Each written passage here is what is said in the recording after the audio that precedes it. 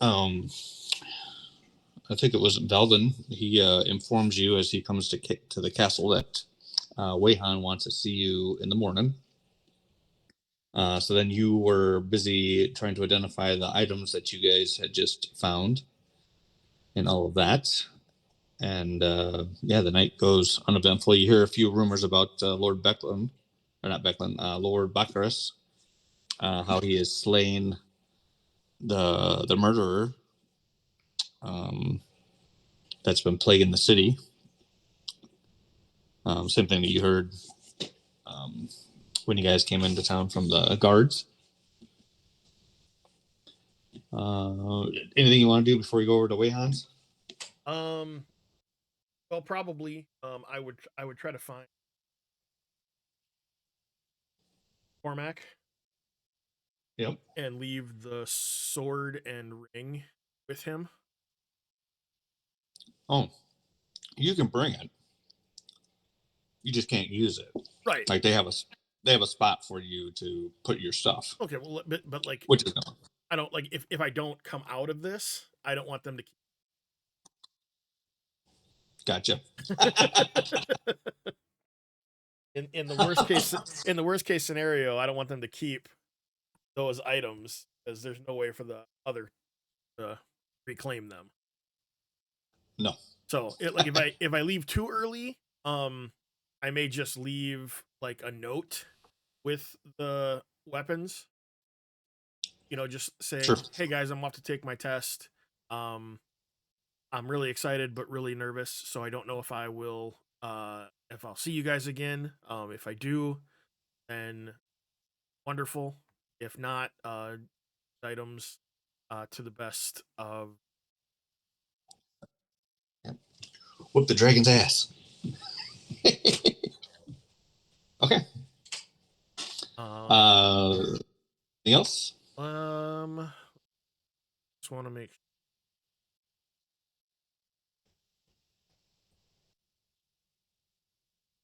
Hope you don't mind. I'm gonna eat a little bit while we're. No, go ahead.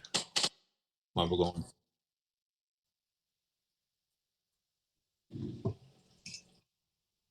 That.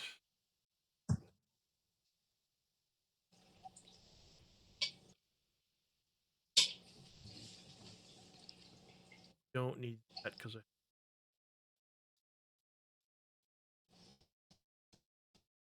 don't really have any spells that I need to swap.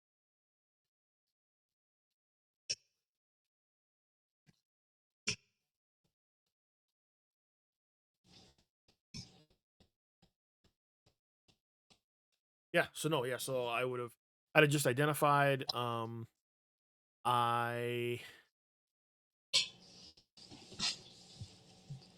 not believe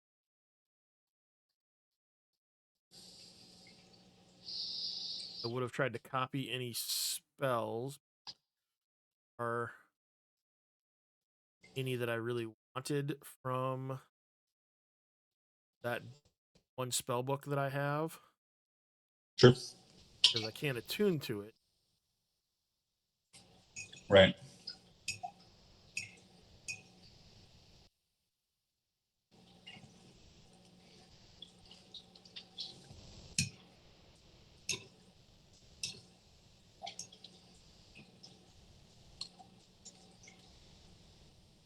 Nope, I'm good.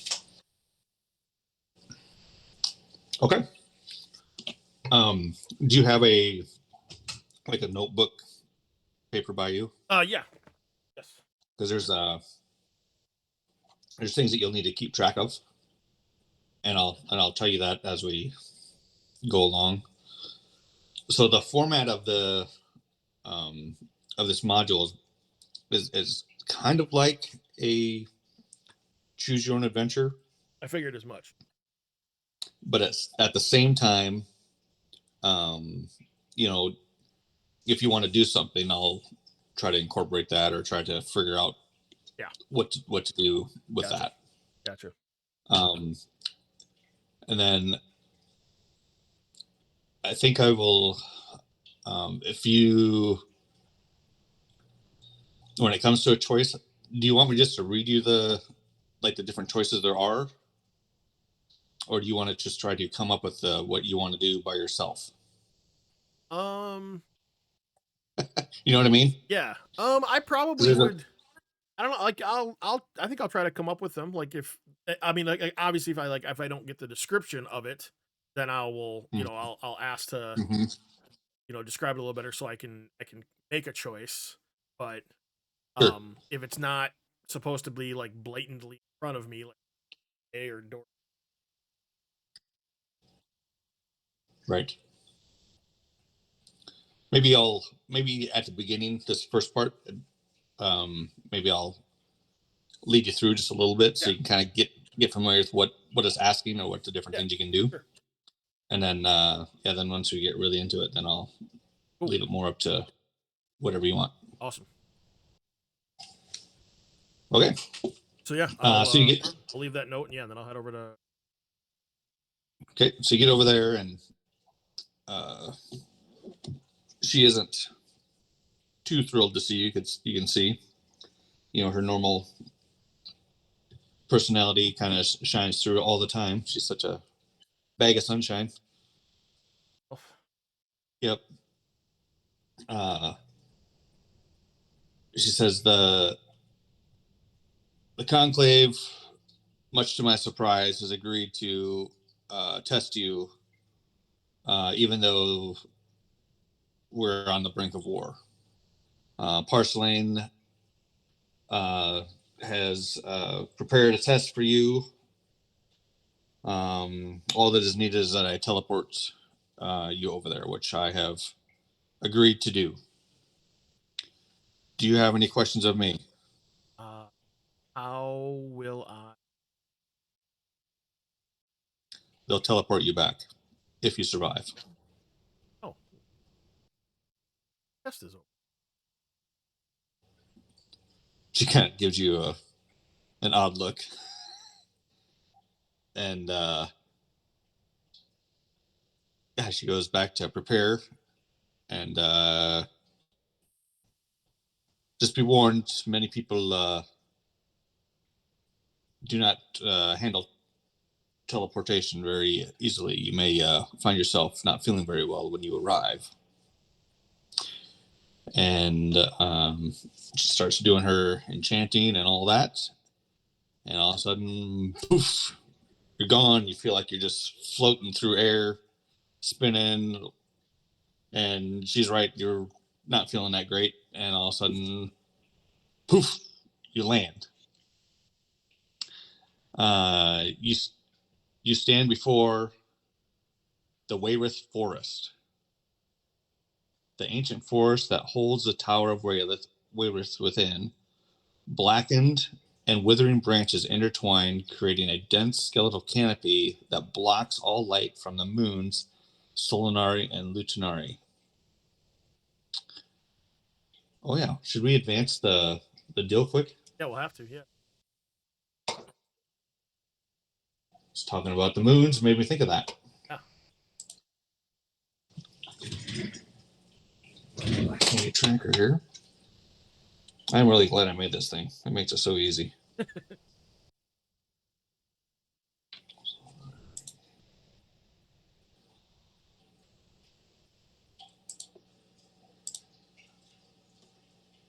Except for when Carrie moves it and it bumps off the thing, then I have to look back and see Oh, where right. we're Yeah. at.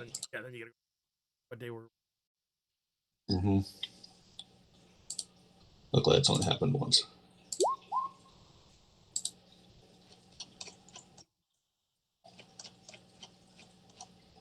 So there we are. Okay. Created a dense skeletal canopy that blocks all light from the moons, Solinari and Lutinari above. Out of the corner of your eye, you swear you see movement between dead, hollow trunks, accompanied by red eyes that glow in the darkness.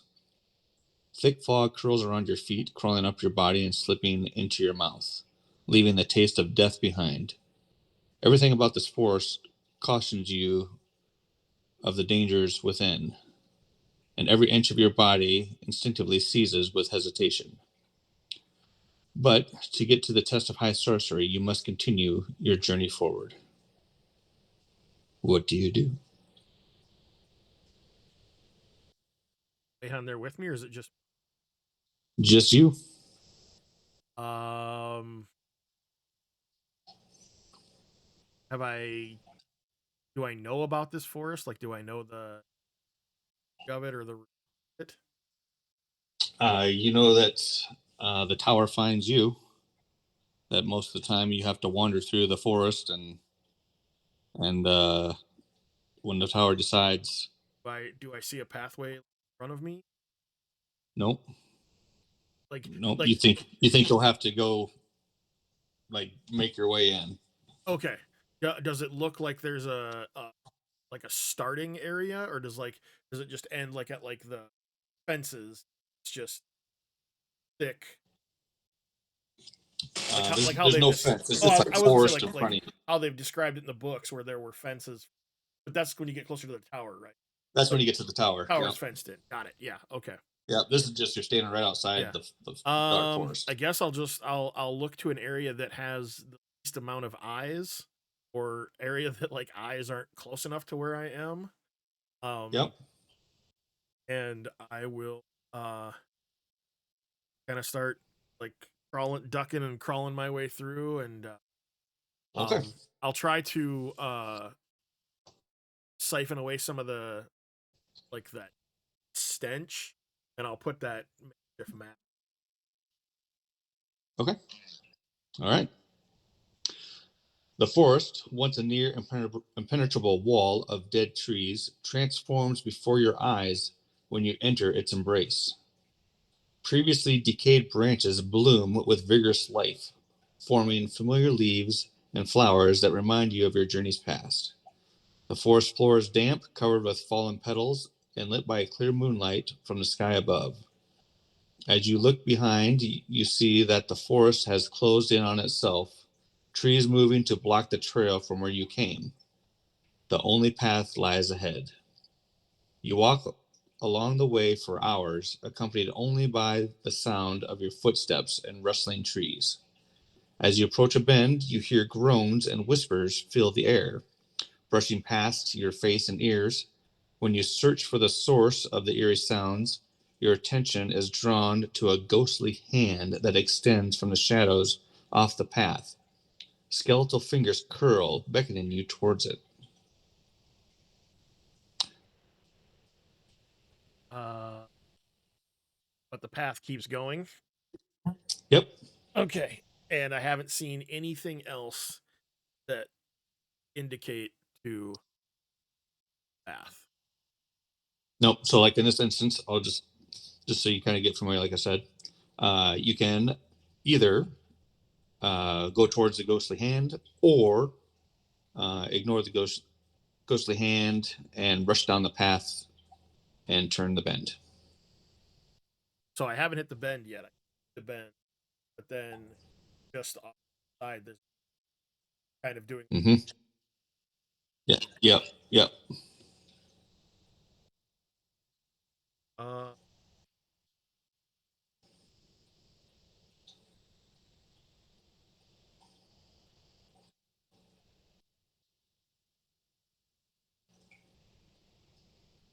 what?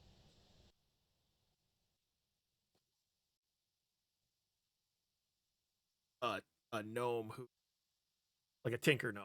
Like, would I just do like an intelligence to like kind of let it guide me? Like, would I like this is my path. I am focused. I don't have ADD. Or Tinker Gnome's more known to like, oh, shiny, and like kind of kender off. Um, I've read I've read them both ways Read them actually. both ways. Okay. So All right. yeah, it's kind of how you want to play them. Yeah.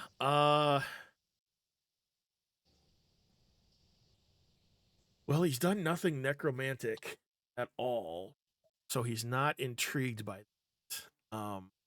He Rooster will continue on the path to the bed. Okay. All right. And let's see if these little links work like they say they're gonna. Oh, look at that. All right. Shaking off the chill of the dead, you continue walking down the trail. The trees begin to part, unfurling to reveal a clearing bathed in moonlight. A group of small fairies, clothed in splashes of glittering dew and bright flowers, dance in raucous merriment, feet stomping along the edges of a strange symbol carved on the ground. The fey creatures join their voices in song, a childlike rhyme floating through the air. 4 hopeful mages enter the woods. 3 get scared by the ghosts. 2 enter the foreboding tower, and 1 dies with only vain hopes. The fairies all giggle and cackle when their heads turn in synchronous motion when they notice you standing there. Here comes a hopeful mage, one of the fairies titters.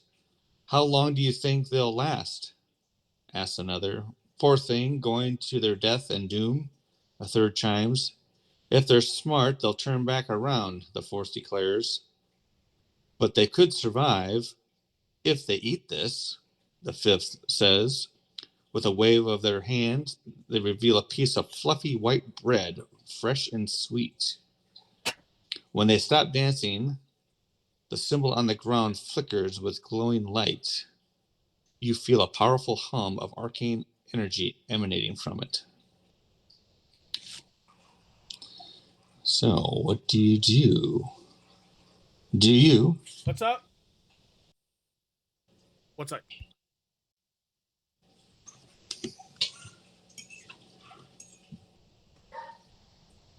All right.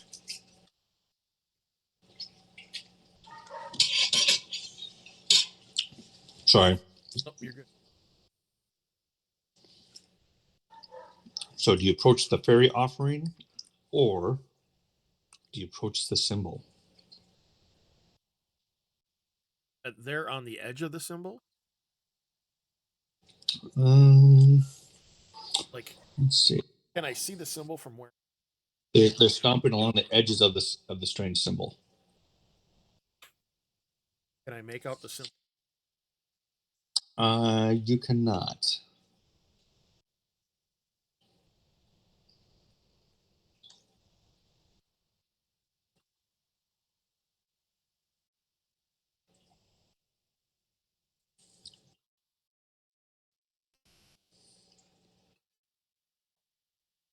Tested it.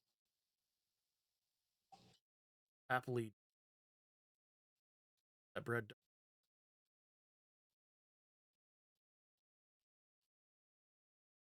Okay.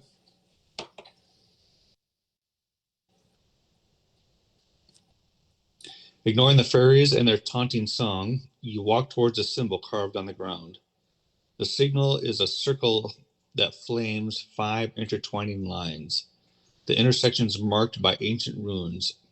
As the fairies dance, their footsteps mar and desecrate the carving, and the symbol pulses dark red with each motion. So here you make an Arcana or Religion check.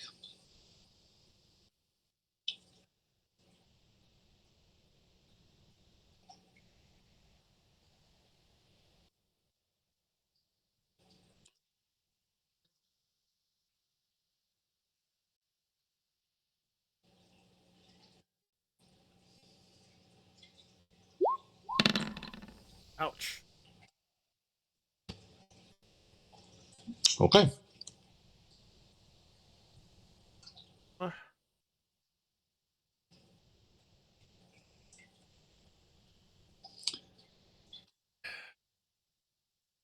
I won't. Not gonna burn the inspiration on the first roll. All right.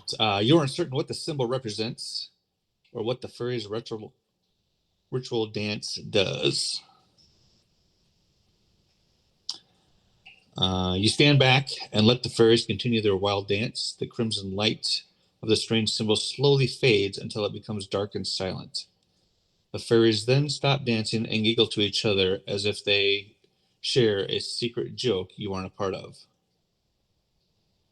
Hope you remembered all of that. We won't be helping you again, one of the fairies declares between fits of merry laughter.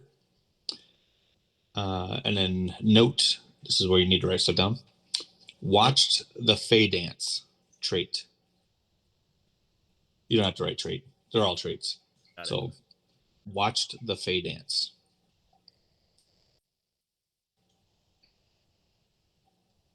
Watched a Fey dance. Okay. In a blink of an eye, the clearing vanishes, along with the fairies and mysterious symbols. Before you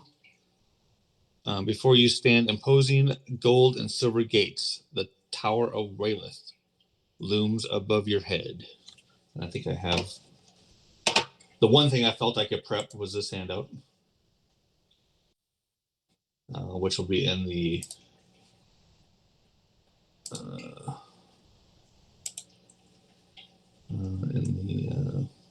PC journal. But you see that anyway, don't you? Yep. Yeah. So there's the gates you were talking about. Okay, perfect. Yep, got it. All right. We're already up to A15. Polished silver and gold arches loom above you. The gate's metal twisting in ornate patterns that reflect the ethereal moonlight. You see a courtyard of dust and stone through the bars, overgrown weeds creeping through cracks and crevices. There's no one in sight, yet you feel like someone is watching your every movement. Just before you place your hand on the gates, they swing open, allowing you to step into the courtyard beyond. You take a breath and steel yourself beneath the shadow of the Tower of High Sorcery. You know this is your last step before it is too late to turn back. When you take your first step beyond the gates, four connected mage towers rise into the night sky. The wall around the towers forms an equilateral triangle decorated with depictions of crimson moons in different phases. The towers themselves are crafted from black stone and etched with glowing stained glass and arcane runes. The two tallest towers lean precariously, looking as though they could topple over at any moment. Between you and the Tower of Wayreth awaits a dusty, unspectacular-looking courtyard. When you proceed to the courtyard, go to A16. Well, I assume you're going to proceed to the courtyard. I would. Your foot Your footsteps echo against the stone, leaving imprints in the dust. The feeling of being watched intensifies, the sensations prickling up your back, and you turn around quickly. Right before your eyes stands a nervous-looking half-elven woman, wringing her hands, a ratty apprentice robe wrapped around her mousy form. Hello, I'm sorry if I startled you. I was just... Her words trip over each other in their quickness, her voice vibrating with anxiety. Well, I've been waiting here for a while to take my test, and I was starting to think that I was the only one here. So I was beginning to doubt if I was even in the right place. But then you showed up. So maybe you too are a mage here to take. She takes a deep breath in, her voice lowering to a conspiration, or well, I'll just say a hushed whisper. The test of high sorcery? Before you can even answer, she looks up at you and or looks you up and down, her hands now coming to press to her cheeks in embarrassment. What am I talking about? Of course you're here to take the test. Otherwise, you wouldn't have made it through. A sigh, she collects herself and sticks out her hand to you. I am Karen. Kyrian. Kyrian. Kyrian. It's nice to meet another mage, hopeful here. It's been pretty scary waiting here alone. Honestly, it's terrifying to think about the test, too. I'm worried that I'm going to fail and die, or maybe I'll say the wrong thing and the mages will just kick me out. Or maybe I'm not even supposed to be here in the first place, and me trying to be a mage is all just a big mistake. Karen sheepishly claps her hands over her mouth and goes silent for a moment before she slowly speaks through her cupped fingers. Sorry, I ramble a lot when I'm nervous.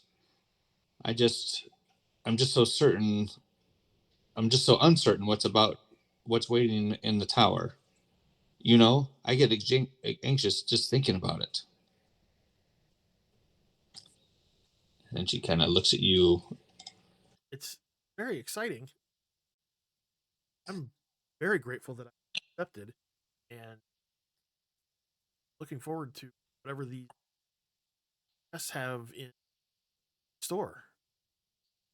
You'll do great. You've been accepted and you're here. It means you're on the right path, and to have a little confidence and patience.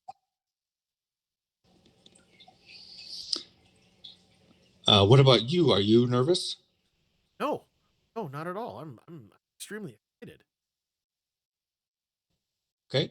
Kirian scratches the back of her head, disappointed that you seem so much more confident than her. Then her expression changes and her eyes sparkle with new admiration. You really seem to know what you're doing. I'm only taking the test because magic is the only thing I'm okay at, and because my parents and grandparents were mages too. She looks at you eagerly, leaning in. Can you tell me what gives you so much confidence? I mean, there has to be something that motivates you, right? Yeah, I I come from hell. My my race is known more for making mistakes than we are making anything that works reliable. Um, and I've found that lots of my inventions work just as well, if not better, with the use of. And so I've kind of just gone on my uh, quest, my wonder to prove that science and magic are intertwinable. Same. Oh, That's so what get, you that's what gives me confidence is it's worked before, and I would like to continue to see how much further I can press. so you're trying to move from your away from your past then and interventions and magic. Yes. So Kirian frowns, patting you on the shoulder with soft empathy. That sounds really rough. Make sure I'm on the right one here. Nope. Sounds really rough, and sometimes I wish I didn't have to think about all the times in the past that my people had laughed at me and pushed me around or said I was silly for wanting to be a mage. I'm guessing you have also had that happen to you, Quite a bit. being an inventor by race, but mage by heart. Uh, the large wooden door of the fore tower creaks open on its own, inviting you to step inside. Kirian looks at you and smiles hesitantly. Guess we should go in? Look like it. Okay. Note the unresolved business trait, if you haven't already.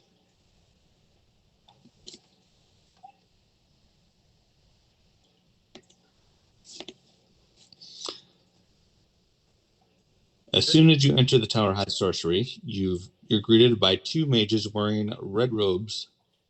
Their eyes keen but silent in their assessment of you. A group of other would-be mages are assembled in the large entrance antechamber. Some sitting in quiet meditation while others chat and gossip. A wealthy-looking human man looks over at Kirian and snickers to his three companions. Kirian bows her head, looking away as the man swaggers over to the two of you, hands in his pockets of luxurious and well-groomed clothes. Looks like they'll let anyone take the test these days, he sneers, his eyes fixed on Kirian. The half-elf woman tries to shrink away and hide behind you. Little mice who don't know what they're doing should go home and hide in their little holes. The test of high sorcery is for real magic users only. You'll be ripped to shreds. Kyrian tries to speak, but only manages to squeak and blush in shame. What do you do? I will kind of speak up. Maybe not for her, but just down to him. Um, uh, it that may be true, but clearly, they don't judge a mage quality by size either. Um, as you can tell, neither one of us had to buy our way in. We're invited by talent. Okay. You step in front of Kyrian and uh, start to defend her. Make a persuasion or intimidation check. Ooh. Neither of them.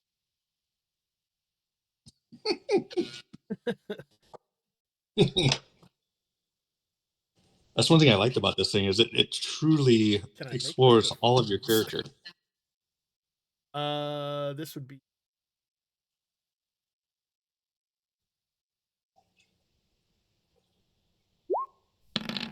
there we go. 16. All right. The bully's hand tightens in a fist for just a moment before he looks around at the gawking crowd. Then back to you with a scowl. Looks like the mouse has a guard dog after all. He turns around and walks back to his companions in a huff, leaving you and Kyrian in peace. Kyrian smiles at you, taking your hand once more. Thank you. It really means a lot that you would help me out there. And if I can, I'll try to help you out too to return the favor. The two of you chat until the red robe mages call for you to enter the dining hall. Can I tell what color robe she's No, she's just rags? she. Yeah, you're guessing it's almost like an undeclared Okay. garb that she's in. Okay. Let's see what did I say to go.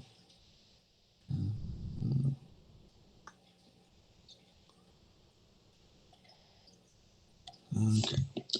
The dining hall features a blazing hearth. In its center, a long table sits surrounded by several chairs, with just enough seats for each test taker present. Supper is hot and fresh, with plenty for each mage to have their fill. While much of the large spread of food you're familiar with, there are stranger dishes entirely foreign to you. While the good meal and refreshing drinks are comforting in some ways, the tension in the air is palpable. Some of the test takers talk quietly and lightly to each other, while others stare grimly down at their plates like this might be the last meal before their doom. Kyrian looks like she's about ready to faint. At the same time, the pompous young mage seems unfazed by the gravity of your collective situation. Dinner comes and goes quickly, whether you speak to the other nervous would-be mages or keep to yourself. Before long, you are each escorted to an individual chamber to rest for the night. The guest chamber is prepared for aspiring mages of high sorcery is small but surprisingly elegant. Pleasing herbal and citrus scents fill the room, mixed with the odor of old parchment and a hint of nutmeg. Moonlight spills through the large green stained glass windows near the luxurious four-post bed, effusing the room with an ethereal glow. A small hearth stays lit with a magical flame that keeps the room warm even on cold nights. Near the hearth, a clawfoot bathtub has been drawn with a steaming hot water, sorry. Soft towels and vials of multicolored bath salts fill the rack nearby the inviting bath. A simple bookshelf rests along the right gray stone wall, stuffed with books of every shape and size. Between the bookshelf and the bed sits a round obsidian study table with a single wooden chair. Dozens of names have been carved into the underside of the table. A few of the oldest carved names include Naleb Kortkey, Gadrilla of Tarsus, Karval Bavovich. I don't even know how to say it. Cholinsky or Chittle. I don't know how you say that one. And Ronald Greeley. The only object on the stone table is an inert scrying orb held within a platinum base that resembles a dragon claw. Tonight may be your last. Tonight may be your last, and time is short. Spend it wisely. You can take a short rest, copy or prepare spells, and pursue other basic downtime activities. You also might enjoy some of the room's luxuries or investigate its intriguing items. What do you want to do? He go. He'll start just looking through, investigate like the base, Investigate the bookshelf. Okay. and then if there is time, he'll take out like one of the daggers that he has. He'll carve out the full non-acronymed name.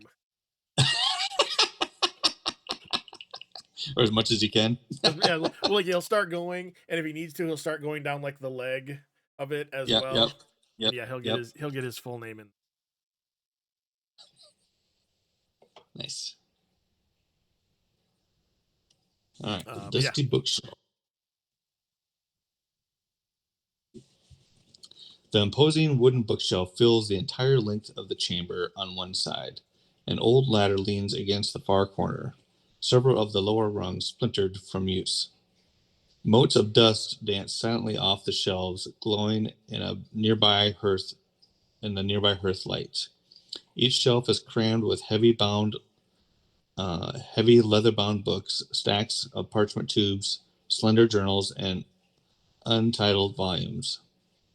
There seems to be little method to the much madness in the bookshelf's organization.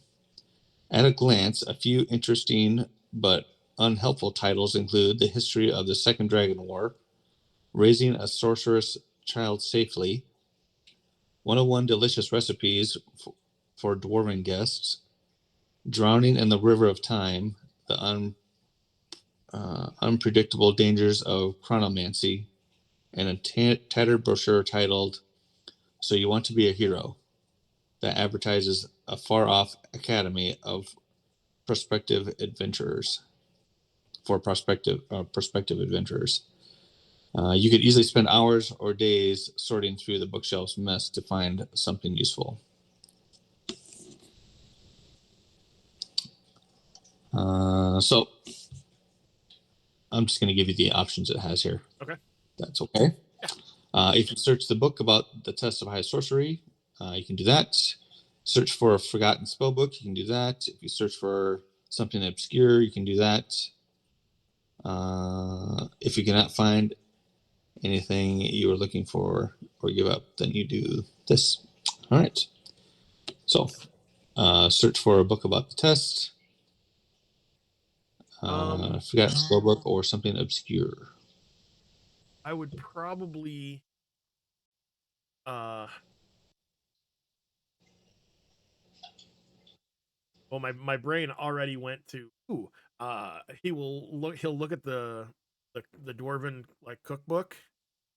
Yep. And start like thumbing through for like recipes for Barrick. Yep. Just like oh, I wonder if he would like this. Like I wonder if he would like this.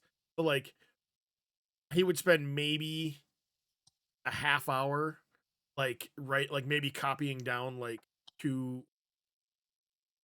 Sure. And then he would look for information about the. Okay. So go ahead and do an investigation.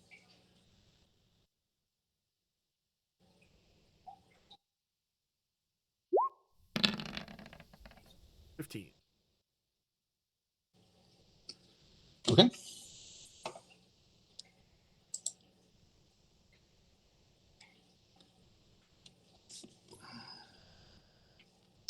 After you clean the dust off a small but well-loved tomb entitled The Foundations of High Sorcery, you sit down at the stone table to read it by the hearth light. The introductory chapter describes the historical events that led to the founding of the Conclave of High Sorcery following the tragic events that ended the Second Dragon War. The histories were recorded by Archmage Corinthus the White, one of the three founding members of the Conclave. He absorbed the history in detail, noting the Corinthians seemed uncertain that balance could truly be maintained between good and evil mages. At the end of the chapter, Corinthians presents the foundations of magic that all mages of high sorcery must abide by. All wizards must follow the bidding of the conclave and their order. No outsider must learn the secrets of the orders. All wizards must report any renegade mage activity they discover. Altering the forces of creation and the fabric of magic is forbidden unless the conclave grants permission to do so. Breaking any of these rules will result in the conclave passing judgment. The severity of said judgment may vary, ranging from sanitary duties at the tower, excommunication, and stripping the guilty individual of their magic forever, and execution without the possibility of resurrection.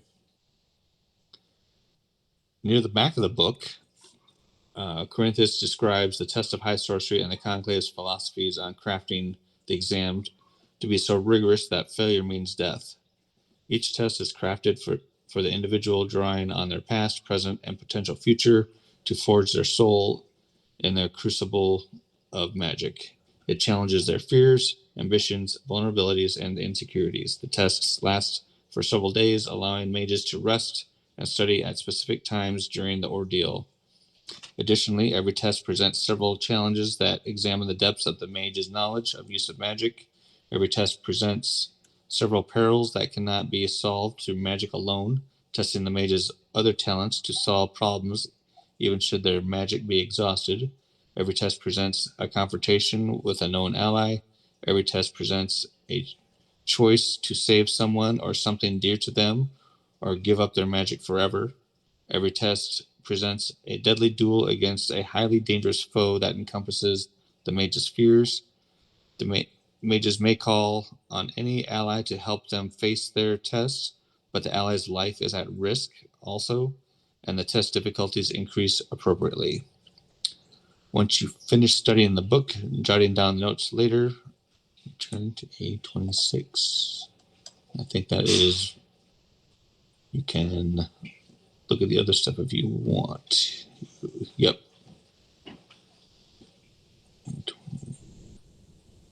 Time to go? Yeah. All right. No, Amanda yelled Time up. to go. Yelled up. She went and got Dylan, but I'm gonna go start making. Okay. Cool. All right. I'll after reading all that book, you can do one more thing, I guess. So you can do the enjoy the bubble bath. You can look at the book, investigate the bookshelf for those. There's those two other things. You could do that. You can lay down on the comfy bed or examine the orb.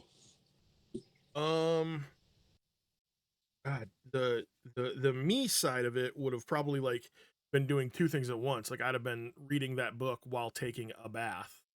Um, but oh, um, lavish. So I would probably investigate the order. Okay.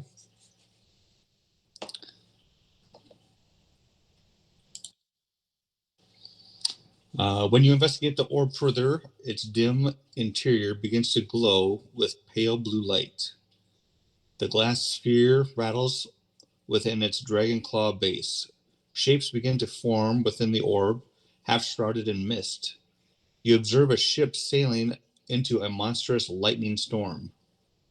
The vision shifts after a few moments, revealing a large red door etched with glowing arcane runes. The image changes again, showing a tall, crumbling tombstone behind which stands a shadowy figure with an outstretched hand. At last, the light inside the orb dims until it is merely a pale flicker.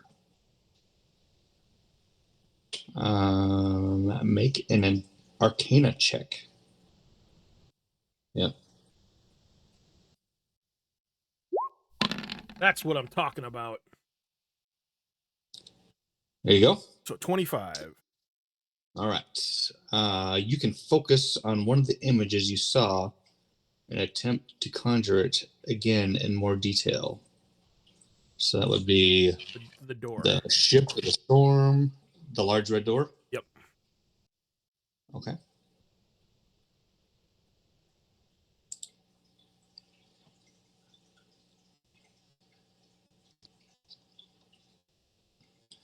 All right. Vision of a door. The swirling mists inside the orb dissipate, revealing the vision of one possible future. You witness yourself in the vision standing in a narrow, bone-littered dungeon corridor.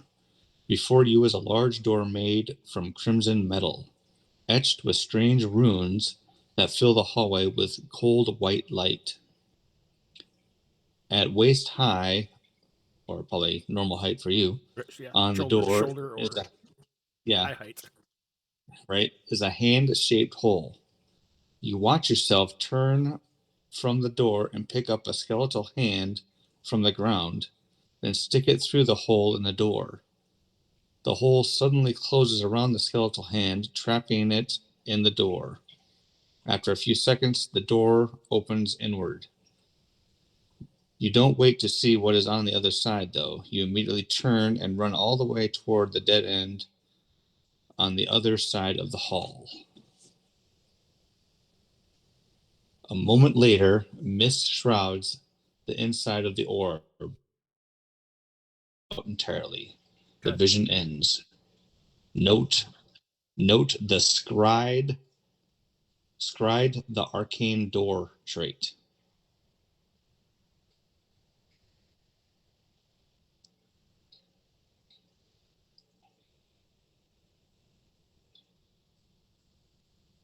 Okay. All right.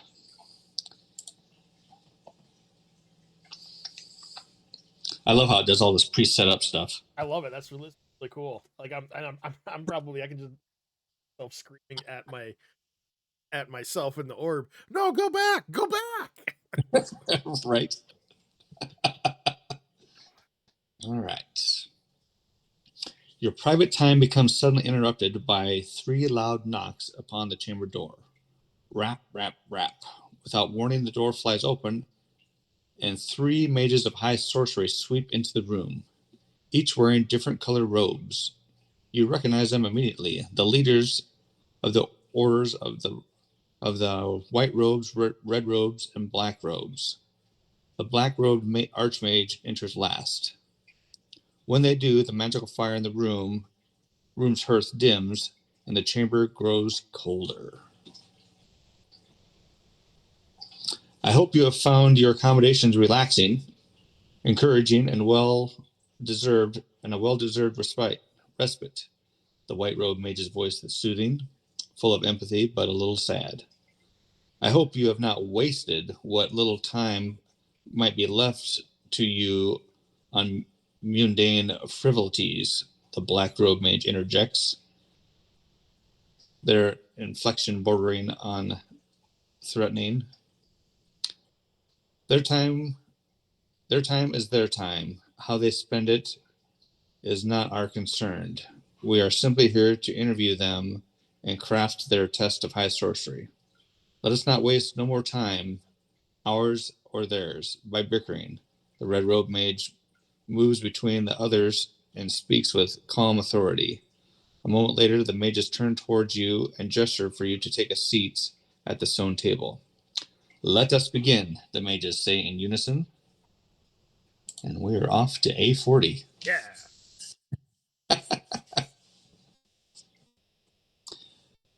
It is difficult for you. It is difficult to help but feel small seated at the little study table with three of the most powerful archmages in the world staring at you from beneath their cowls. A long moment passes before the red robed mage gestures gently around the room. The figure speaks. The figure speaks. Their firm but cautious gaze locks upon you. You being here means your sponsorship to take the test of high sorcery has been accepted. Before we continue with the interview, understand that we will be using sorcery to peer into your mind and ensure that you cannot lie to us. If you have protections against mind reading, now is the time to remove them. If you resist our magic, as is your right, your time here at the test of wherewith will be at an end. With a hint of compassion in their voice, the white-robed mage adds, simply speak the truth. Be honest with us and yourself. It is essential to the integrity of the test and your growth as a mage. The white-robed figure then sets a copper piece down on the table in front of you and rubs their thumb over its surface until it begins to glow faintly. You did not come this far to turn back now.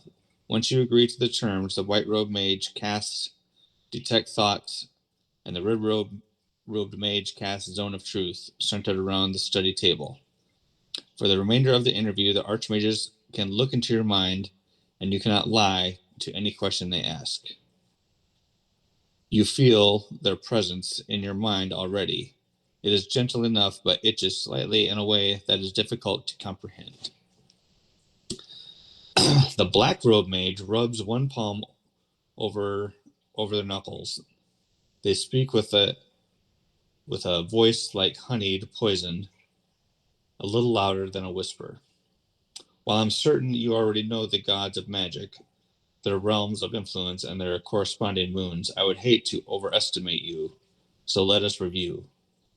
There is Nutanari, the Black, god of magic used to pursue personal ambition, wealth, influence, and revenge.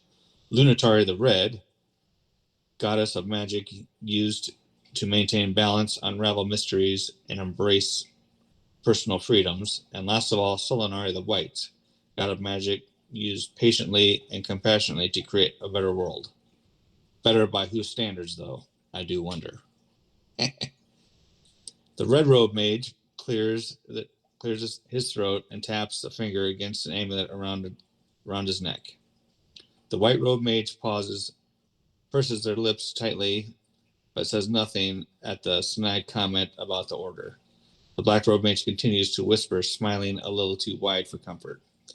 White, red, and black, the three gods of magic, three orders of high sorcery, who, as much as we bicker and disagree, work together to further the advancement of magecraft. Assuming you survive your test, which order would you join? White. Okay.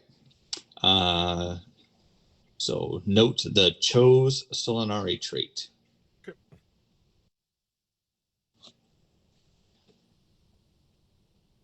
When you give your answer, the black robe mage steps back. He continues to stare at you, though, a little like one ogles a delicious dessert. The red robe mage offers you a small smile and slight nod, then explains, of course, you cannot simply declare which order you will join. The test itself will determine to which god you are best aligned, though your answer is certainly noted. The white robe mage clasps his hands together, softly interlocks his fingers, and then steps forward to speak. Even the greatest mages in history experience moments of imposter syndrome. If we accept them as parts of who we are, fear and anxiety can be a source of strength and wisdom. An honest understanding of one's weakness as a mage is a mage's greatest strength. The red robe mage steps forward and to stand next to the white robed figure. He looks through you as though you are made of clean glass. Subtlety and fortitude are also strengths great mages possess. But which of those two strengths is your weakness?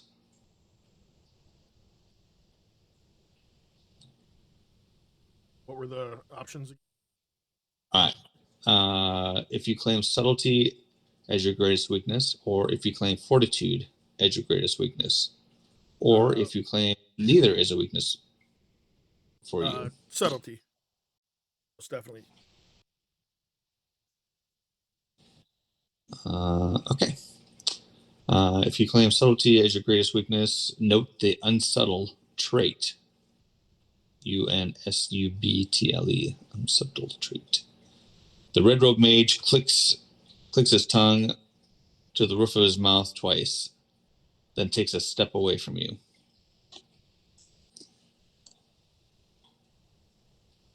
After a long moment of silence, the white robe mage holds up his hand and taps 3 fingers to his heart. Strength does not only come from the gods or even ourselves, it comes from others. No mage should isolate themselves with only their books to keep them company.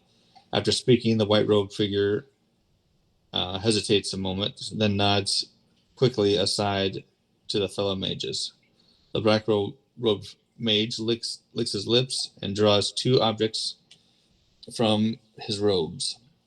In one hand, he holds a tuft of brown bat fur and grips a small dropper bottle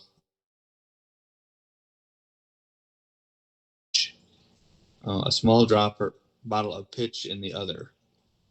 The mage squeezes the single drop of pitch onto the damp clot onto the clump of bat fur. He rolls his wrist, waving a pinch-stained fur in front of his lips, then speaks a string of arcane words that sound like a hissing snake.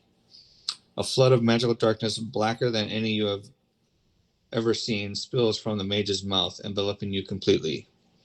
From beyond the darkness, the white-robed mage speaks again, his voice like thunder. Imagine that you are sailing through a storm. Dark clouds smother the moonlight, the sea rages, looking to swallow you, and your mast has shattered. Who is your anchor in the storm?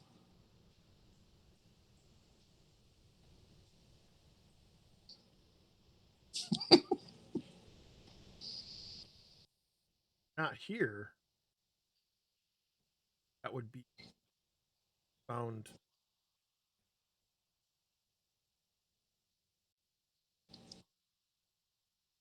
Their head.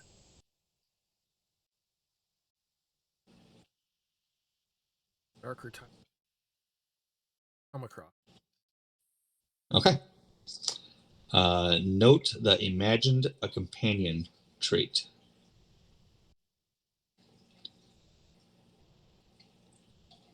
The other options were imagined a lover trait or imagined no one trait.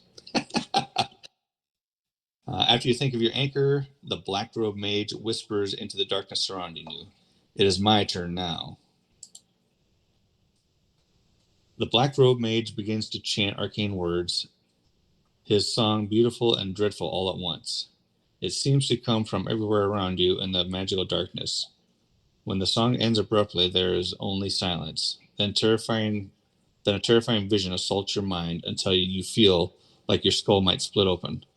You see yourself standing amidst a small, silent crowd in a graveyard. All of their faces are featureless, blank slates of flesh. You push through the faceless crowd to the front of the gathering to look down at the headstone resting at the edge of a freshly dug open grave.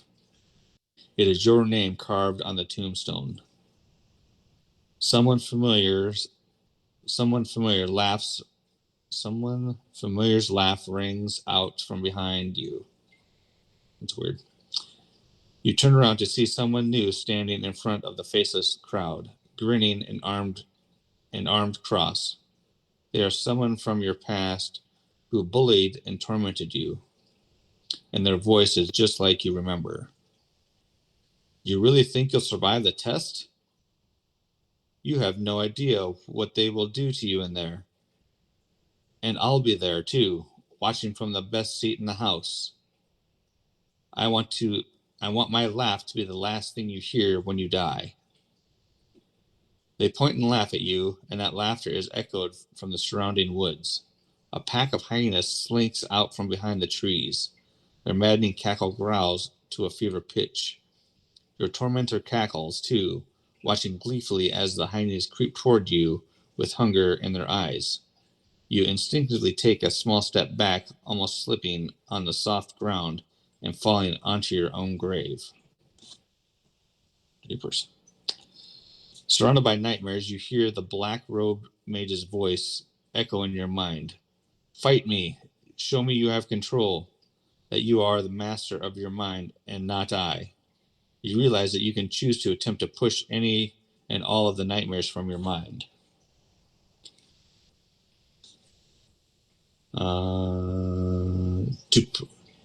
You can try to push the funeral from your mind, push the cackling hyenas from your mind, or try to push the tormentor from your mind.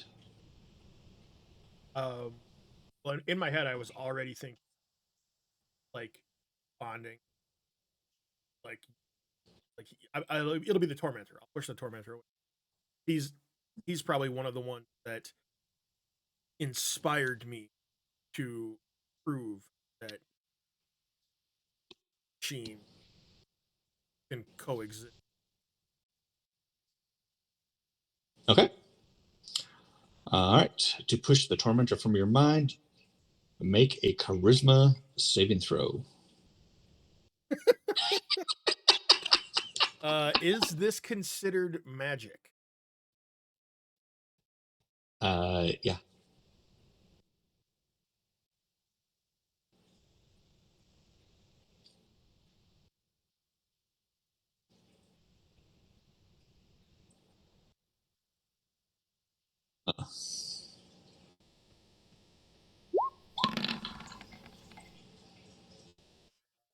All right. Note the fear of bullies trait. Uh, oh, you have to go after all three of them. All right. Oh, okay. Uh, to push the funeral from your mind, make an intelligence saving throw.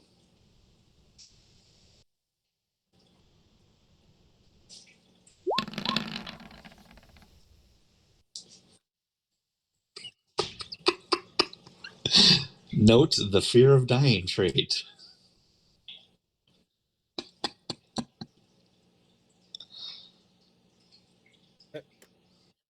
All right. And to push the cackling hyenas from your mind, make a wisdom saving throw. Come on, you gotta get one of them. Gotta get one of these, right? Come on. There we go. There you go. 21. There you go. That's awesome. If you successfully rid your mind of all three, you'd have gotten the mastered your fears trait. Ah, damn. However, Okay.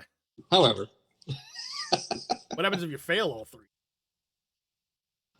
then you just have three of these traits that can determine Great. later on things. All right. Okay. Okay, you got two of them. All right. You'll find out. All right. You hear the red robed mage's voice nearby, its tone balanced between empathy and resolve. The test of high sorcery is a forge, and your soul is the metal its fire transforms. Push yourself, challenge your beliefs, face your demons head on. Prove to the gods what sort of mage you will become. But first, rest. Tomorrow night it begins. Then the darkness fades, and you find yourself standing in the middle of your guest chamber. The archmages are nowhere to be seen. The chambers, along with the scrying orb. Even the hot bath water is gone, leaving behind only an empty tub. Thankfully, the mages have left you the study table, the comfortable bed, and the blazing hearth to keep you warm. You realize that you are on your own until you finish your test of high sorcery. After your nerves are calm, you can spend the rest of the night making final preparations for your test by attuning to magic items, preparing spells, and finishing other downtime activities. So, after you finish your long rest,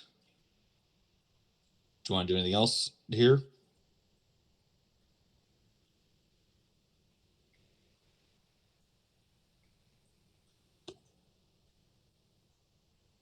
There was one spell that I saw in that spell book. I'd be able to copy that into. Yeah.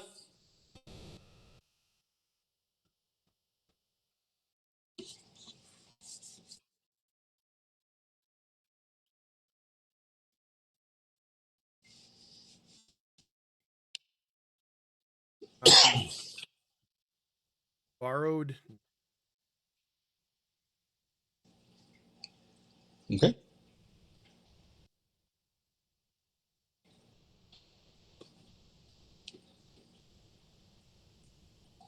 That will be all. Okay. Yeah, you can do that. There's stuff there to do that even, so it doesn't cost you anything. All right. The night before your test passes dreamlessly in a peaceful comfort. The next day at the Tower of Weyrith, they have some goofy. And didn't really edit this very well sometimes. Next day, the Tower of Weyrith is quiet, and the aspiring mages you met the day before are nowhere to be found, perhaps having already begun their tests. As the long, isolated hours pass, the sun rises and falls. You take a walk around the silent towers. Oh yeah, we got to do the Oh past man, day. yeah, another day has passed. It's moving by quickly. It hasn't ever gone this fast. Oh, let's see.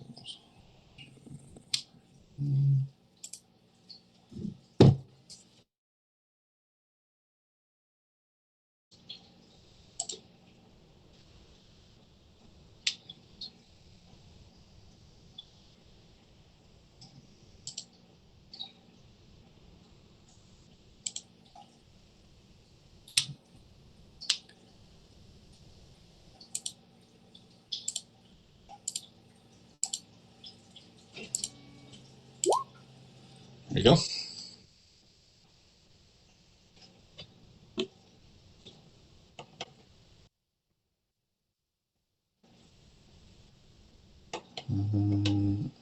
Okay. Let's see where we're at. You take a walk around. Okay. And the aspiring mages you met the day before, nowhere to be found, perhaps having already begun their test. As the long, isolated hours pass, the sun rises and falls. You take a walk around the silent towers and the areas open to you and out the empty moonlit courtyard, where the red moon Lutinari soars in high conjunction, casting a red light on the world below. Coming back from your walk, you peek into the grand hall where the leaders of the conclave gather. The Hall of Mages is an immense obsidian chamber with a 60-foot domed ceiling. 20 chairs sit in shadows, while one central chair gives off a cold white glow. All 21 chairs face the north wall. The longer you stare into the room, the larger the chamber grows before your eyes. You can imagine the history of the place, spells of incredible power weaved by the world's greatest mages, and the critical decisions made here about the future of the conclave. You realize you are now part of that history, however small or great your destiny proves. At last, you turn away from the Hall of Mages and find that you're not where you were previously. You stand at the bottom of a spiraling set of black stone stairs. The passage behind you has vanished entirely, and where the door of the Hall of Mages stood is now only a dead end wall. You begin to climb the stairs, and it slowly dawns on you that you have been summoned to begin your test of high sorcery.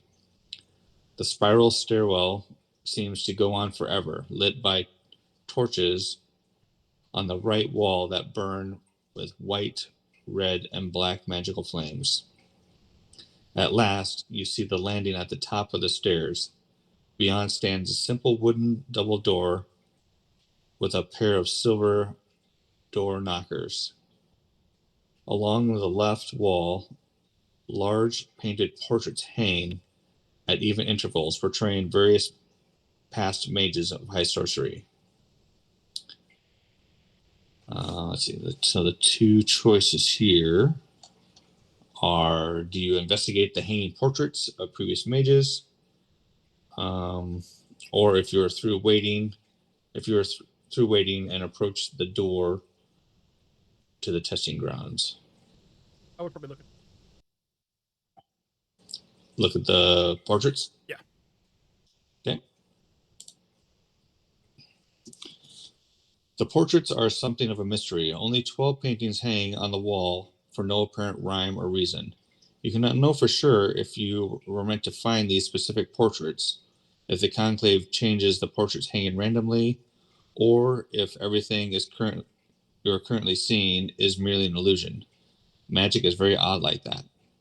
The painted mages wear a balance of black, red, and white robes. They all look very different from one another, featuring numerous faces. Some of the paintings reveal scowling or bored expressions. Others portray more whimsical mages, obviously not taking themselves too seriously. You observe the final 5 paintings with keen interest. The first is of a black robed kender with an enormous, dazzling smile who wears a pointy hat and monocle. The second portrays a tall, red robed, high ogre with blue skin and a very proud expression, clutching a magical amulet with its long fingers. The third painting shows a shy looking, black robed young woman with dark hair and strange pupils shaped like golden hourglasses. The fourth portrait is of a white robed elven woman with ghostly white hair, determination in her eyes, and an ornate rapier hanging from her rope belt. All of them, mages from every sort of background, took their tests of high sorcery and survived. Maybe you will too. The final painting has no frame and is entirely black. Looking at it makes your skin crawl and you feel like someone is watching you from the other side of its shadowy canvas. So if you let's see, the choices are: if you hurry past the black portrait, do you want to do that? Or you try to piece together the veil through the black canvas. And you read the. Sure. The final painting has no frame and is entirely black. Looking at it makes your skin crawl, and you feel like someone is watching you from the other side of its shadowy canvas.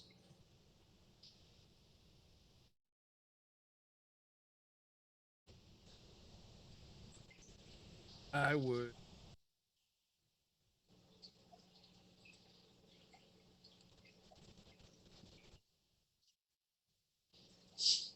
God, stupid curious.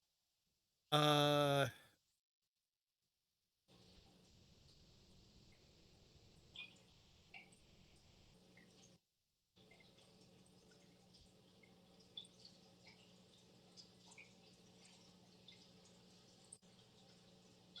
let's. I'll just rush past it. Okay.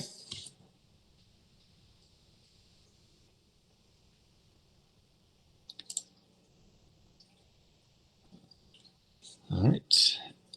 At first glance, the thick wooden double doors at the top of the stairs seem mundane compared to everything else you have observed. However, you quickly notice they appear to have no handle or noticeable lock. Their only distinguishing feature are a pair of remarkably detailed silver doors. With no other obvious way into the testing grounds, you grab one of the silver knockers and rap it against the door 3 times. A moment later, the double door opens. Beyond lies a familiar fey-haunted woods you pass through to find the Tower of High Sorcery. Heavy fog rolls across Weyrith Forest. You can see the eerie red eyes of unknowable creatures flitting about in the mist. You step through the door and into the forest. When you turn around, the Tower of High Sorcery is simply gone, vanished. Strange shapes made of mist dart around at the corners of your vision. Indecipherable sounds echo from deeper in the shadow-shrouded forest. Your test of high sorcery has begun. Dun, dun, dun. I forgot one other thing. Um, so you also have destiny points that you get to use. Okay. And I will explain what those are. Sorry, I forgot to talk about those sooner. You haven't really needed them yet. Good. Well, I mean, I guess you could have used them on a couple of them blown rules, but I wouldn't have yet. Okay, fair enough. All right. Know where this is. All right, here we go. Destiny points. So you have 5 destiny points that you get. Okay. Yep. Destiny points represent twists and turns of fate that allow adventurers to be heroic or escape danger by the skin of their teeth. During this adventure, you can choose to spend the destiny points and receive one of the following benefits. And it's a free action to do that. Yep. When you fail an attack, ability check, or save and throw, you automatically succeed. When you hit with an attack, so that's one way you can use destiny points. Another way is when you hit with an attack, treat it as a critical hit. Okay. And then a third way is when you're reduced to 0 hit points, immediately regain 3d6 hit points. Okay. Right. So you have 5 of those that you can use whenever you want. However I see fit. However you want. Yeah. Yep. Yep. So the tough part is when you bring other people with you, you still only have 5. You still only get 5. Right. Yeah. Okay. All right. But you're the one who is the keeper of them, so you decide when to got it. Yeah. To abuse them. I love them, but I would foresee Shane and Justin using all of them right away. Right. Yeah. All right. So sorry I didn't talk about that earlier. No, perfect. Yeah. I'm glad I remembered it now, though. Now that we're getting into the real deal. I should have noted what page I was on. So we're off of the A's and now we're on to the B's. On to the B's. Okay. Yep.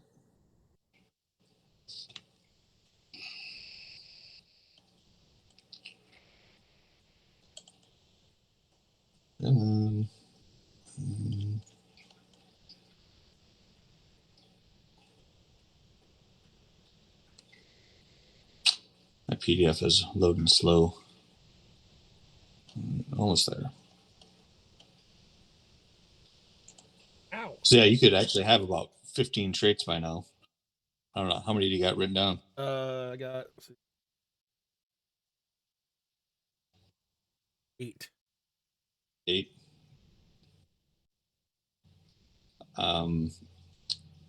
You've been pretty close to the way that I went through myself. Yeah. Okay. I did one thing different. Okay. Was it right away and follow the hand, or did you investigate the? I investigated the portrait. Okay, got it. Okay. Okay. And go to a B1. B1, Chapter 2. The misty air is thick with the feeling of anticipation. The trees' dead branches are still, and the weird red-eyed creatures floating in the mist hold their breath, waiting for the first test of high sorcery to reveal itself. Solinari and Lutinari peer through the canopy, shining silvery and red moonlight down upon you. You sigh, and your voice echoes snakes into your ear. What? And your voices echo snake. Oh, there we go. And your voices echo snakes into your ear, and so it begins. If you noted the uncertain about the future trait, go to B2. Do you have that one?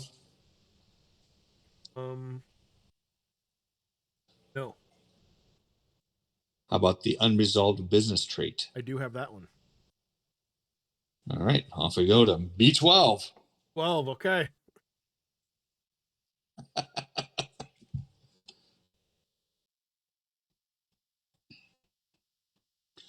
Footsteps turn from subtle clops on the soft forest floor to hollow thuds of echoing stone. You find yourself in an ancient ruin, dark and forgotten. The walls are carved with images of battles long past, featuring elves and humans engaged in fierce combat against strange, shapeless monstrosities. From inside the carvings comes a trio of sighs, the air shimmering with light and energy that coalesces into an ethereal forms of three elven ghosts. Their eyes are sightless, yet they look at, at you as they speak. You can't hear their words, only sighs rising from their throats, but you can read what they are saying from their lips. Please free us from our perpetual suffering here. Put us to rest. And finally, let us join our siblings and parents in the beyond. They gesture deeper into the ruins. In the darkness, you see three skeletal cloth, their bones in disarray and postures twisted in agony. Each of their hands holds a different item. The first holds a silver goblet with droplets of rubies, the second, a sphere of cloudy quartz, and the third, a golden crown with a sapphire in the shape of a shining star. Before you can move, a confident voice cuts through the echoing grave air. Oh, looks like you got here before me. You turn around to see who appears to be another apprentice mage, hands propped on his hips as he looks at you. Well, that's fine. How about you take one of the treasures and I'll take another, and we'll call it fair. I mean, it's not like these elves need them anymore. The ghosts shrink, almost hissing at his presence. Then they turn toward you and repeat their voiceless plea.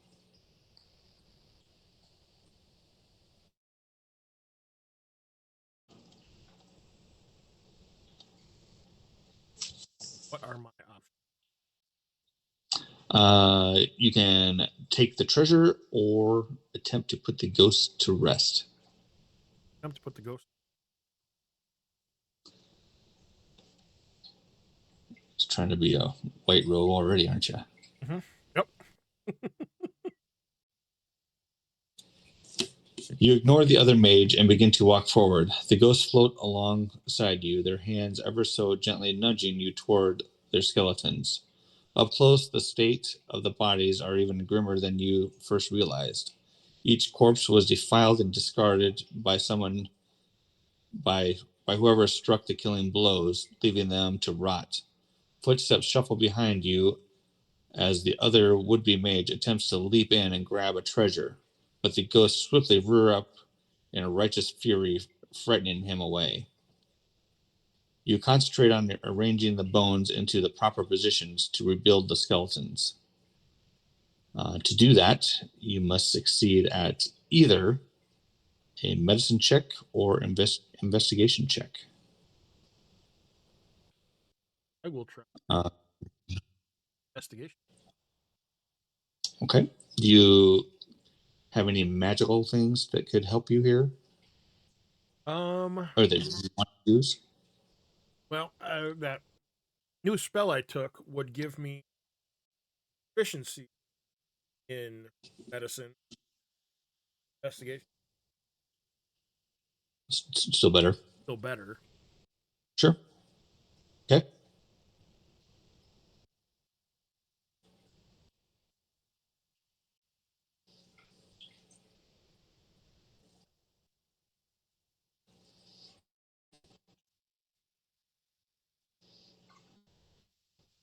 Okay.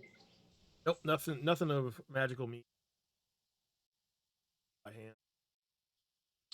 Okay.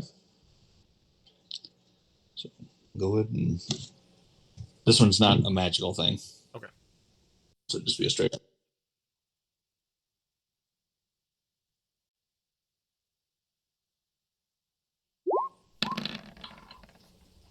Come on. I will use my inspiration. Your green shield? Yeah, green shield. Yep, my pin. Okay. Okay.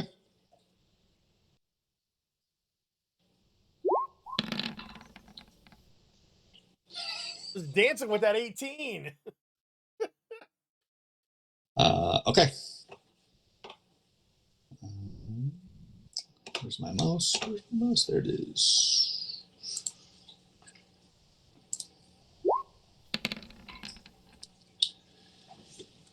You take 9 points of psychic damage Okay. as you see the forms of the ghost distort, warped, and mangled, reflecting their mismatched earthly vessels each time you place a bone in the wrong place. Repeat the check until you succeed. Wonderful.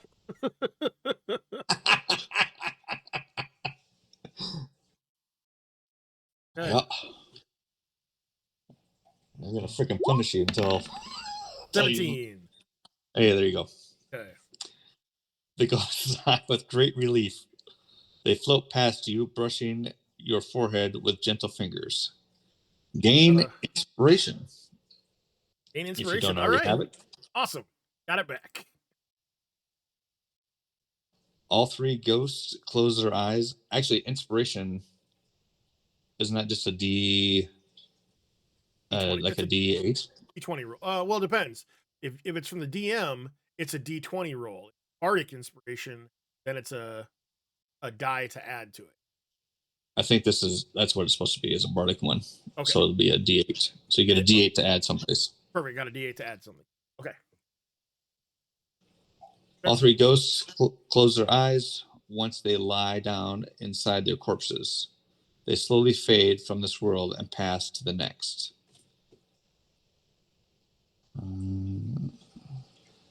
After the elven body's ghosts disappear, so did the bodies and the treasures, melding into the earth. Note the pacified elven ghost trait.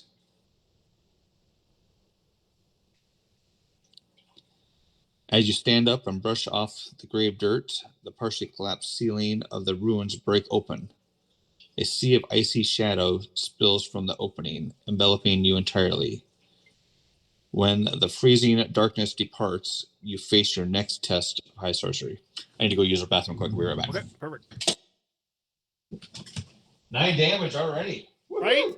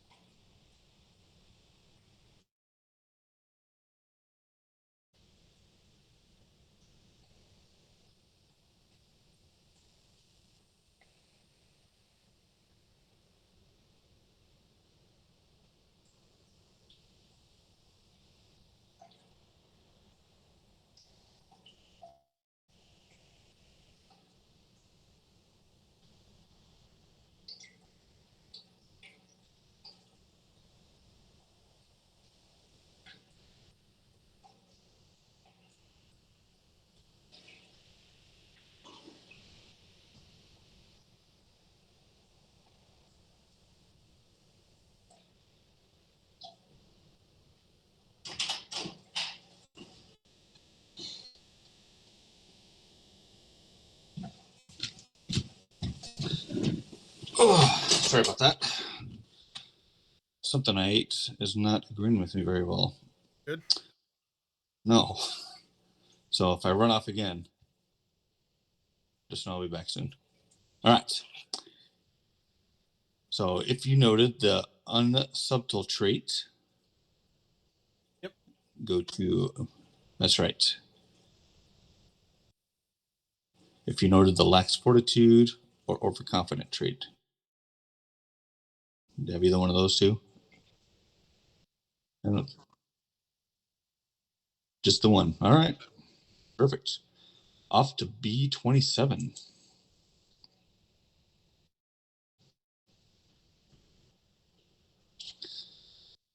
You find yourself in a dim cave lit only by the moonlight, barely creeping through a single crack on the roof.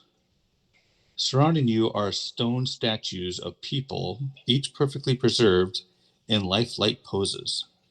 The statues' realistic features are frozen in various expressions. Some look ahead with complete confidence, while others cower and shrink away from an unseen danger. Broken parts of the statues have fallen off with time and erosion uh, and cover the floor, cracking underfoot. On the other side of the cave, you see a heavy wooden door, the only clear exit from the place.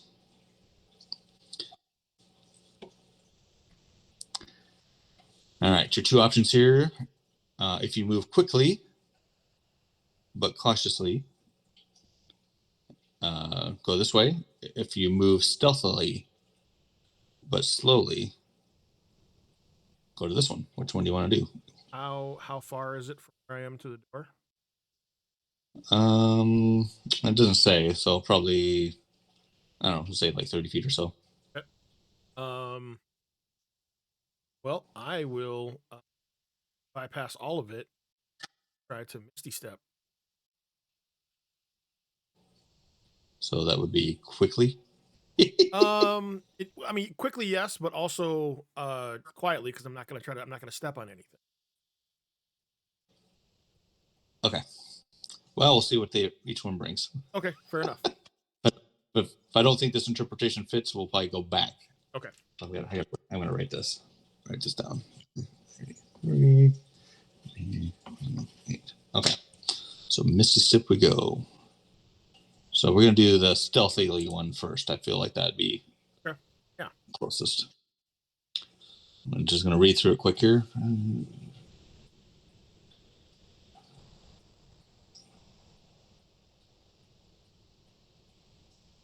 Okay.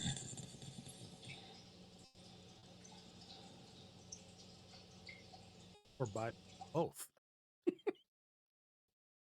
Okay. I think this will work out fine. Okay. Carefully and quietly, you navigate the statues of the broken stone door. You decide to Misty Step and bypass right up next to the door. Normally, you'd have to make a dexterity stealth check, but I'm going to say you pass that automatically. Okay. Perfect. And you go completely unnoticed.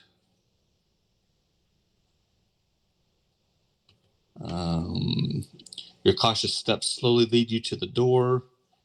You tug on the handle as soon as you reach the door, but the wood doesn't budge. The entry is something flickering in torchlight. The spy the glint of a key from inside a nest of large white eggs a few paces away. From there, you can take your time and examine the door, or try to sneak to the key in the nest. Magic one more time. Mm-hmm. Can I mage hand the key? Well, let's see here. We'll just head over there and see how far away said key is at.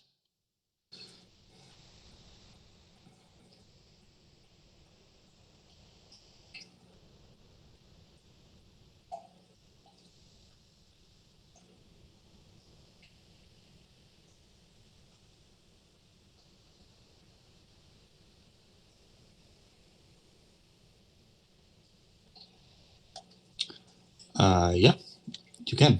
Okay.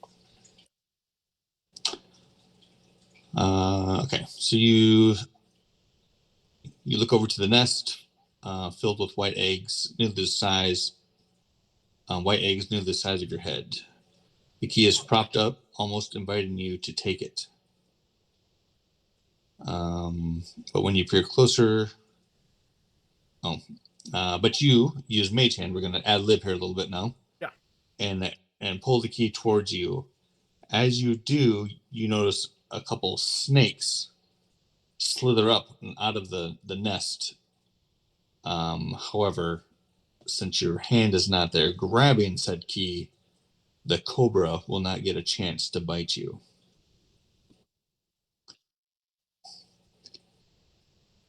Uh, let's see. You swiftly grab the key. The key fits, and so you grab the key, head back to the door. The key fits perfectly, and you quickly and quietly slip through the door. Beyond the long hallway ahead of your next test of high sorcery awaits. It says in this at this spot here, you can take a short rest if you want to. Um, I well, yeah, I will. I'll take a short rest and I'll use a hit, or I guess I'll use some hit to Okay. try and heal.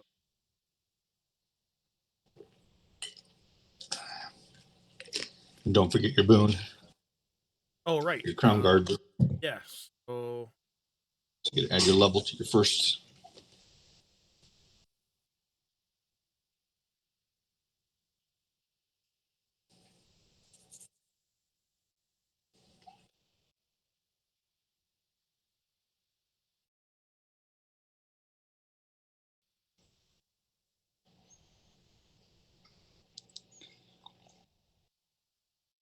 I think it's in the magic items. Crown guard boon. oh, thank you. Crown guard. When taking a short rest, add your character.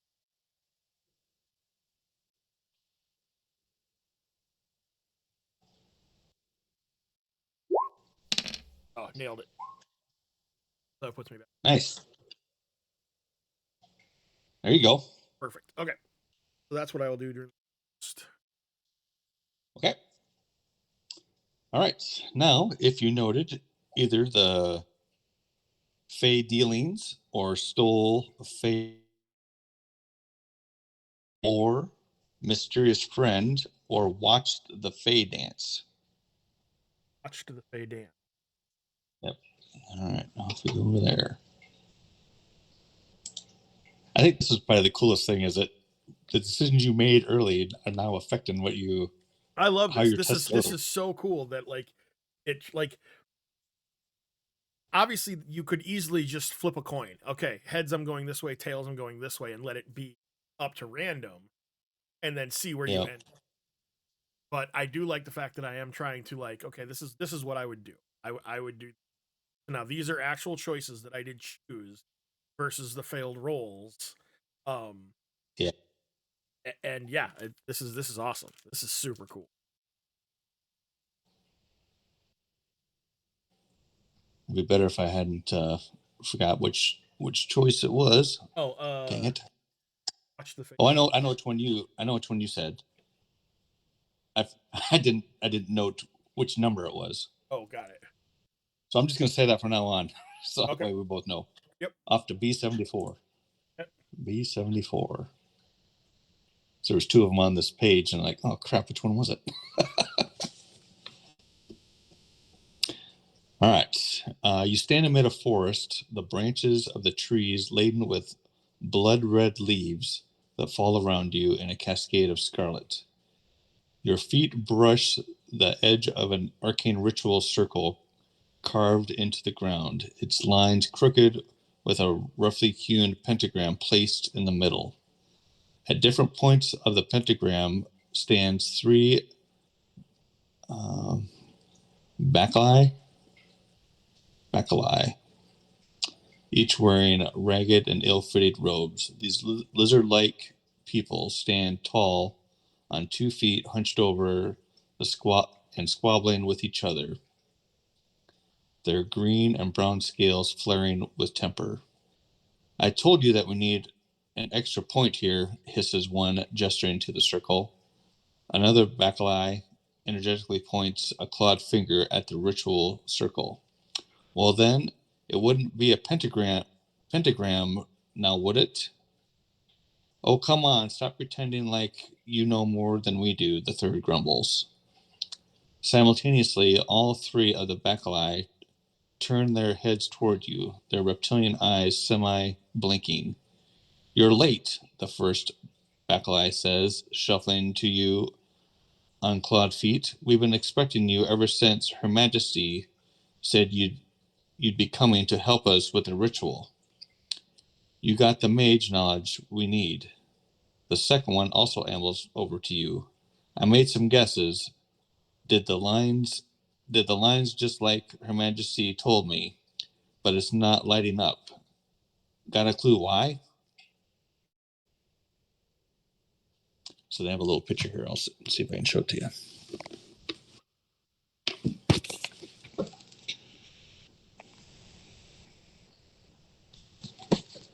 Okay. Yep.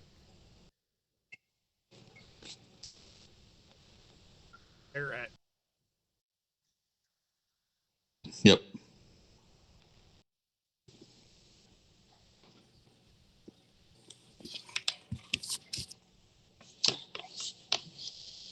So the two choices it has here is if you ask who Her Majesty is, we can go one spot, or you can examine the symbol closer. I would add. Okay. I was coming. The three Bacilli look at each other, then back at you, heads tilting in the same direction. Her Dark Majesty, you know, the third Bacilli finally speaks up, quizzical in their expression. The Queen of Darkness, the Temptress, the Dark Warrior. They keep throwing names and titles at you, their suspicion growing with each passing moment. You quickly consider who the Dark Majesty might be. You must make a history or religion check. Even though we all know who it is. Well, because I've seen her flag, I get. Yeah, you get advantage. Okay.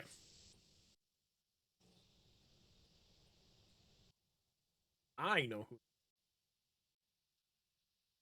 all those names were. Yep.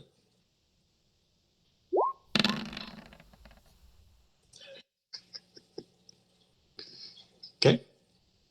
A shiver runs through you as you recognize who they're talking about. Takissus, the Queen of Darkness, goddess of evil dragons and dominion, or domination. Regardless, the Bacilli interrupt your thoughts as they get closer to you, now towering over you as their eyes narrow.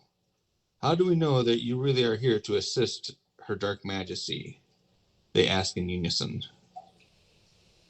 So your two choices are, if you try to convince the Bacilli of your loyalty, you can go one spot, or if you say that you're not aligned with Her Majesty. Oh yeah, we'll go. Well, yeah, we'll definitely say I am not aligned. You are not aligned. Not aligned with. Okay. B79. Tricky, tricky mage, the three Bacilli screech. They charge you and hoist you into the air with ease. You won't help us finish the circle, but your heritage blood will make the perfect sacrifice. They throw you to the ground with your face right up close to the.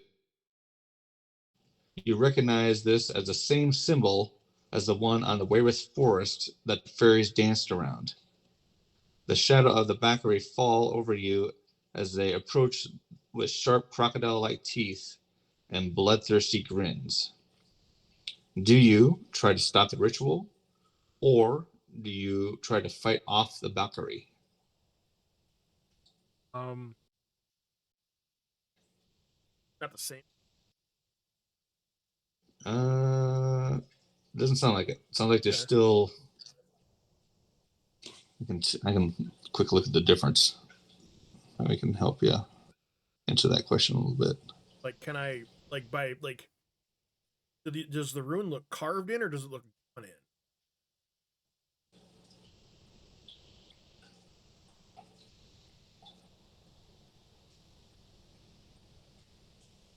Okay, so stopping the ritual is like trying to destroy the symbol.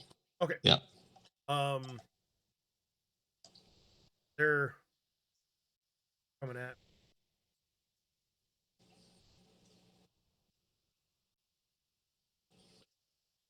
I will, because I watched the fairies dance, kind of destroyed the lines.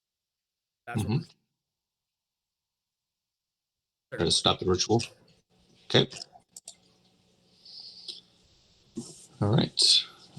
Note the stopped to kisses ritual trait. You quickly examine the symbol and try to decide how to destroy it. Make an Arcana check. Of course, you automatically succeed if you noted the watch the Fey dance trait, Perfect. which you have that. Yeah. Able to recall the fairy's song and dance in Wayward Forest. You know how to destroy it quickly and efficiently, wiping away only a few key ley lines to disable its magic without causing an arcane explosion. A moment later, the circle's light and energy sputter out. Once the ritual circle has been destroyed, the backlight wither before your eyes, becoming dissipated corpse, corpse husks. They begin cursing you and your name. Between their dying hisses, you hear the faint whisper of the Queen of Darkness cursing you too, promising she will remember what you did. You Creepy. brush right, awesome. You brush off the dirt and shake off the lingering enchantment of the great dark power that resided here. When you finish straightening yourself out, you notice that you are somewhere else entirely, and that your next test of high sorcery has begun. Wow. That's Yeah, you could awesome. have. I'm gonna show you the picture of what you could have been fighting.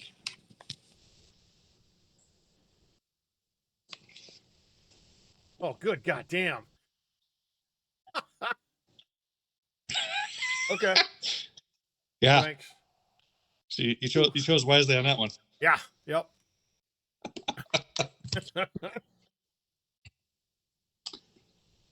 All right. Do you have the imagined a lover trait? You have the imagined a companion trait, don't you? Imagine companion. Yep. Yep. B96. B. I feel like I'm calling bingo. Right. Bingo. B96.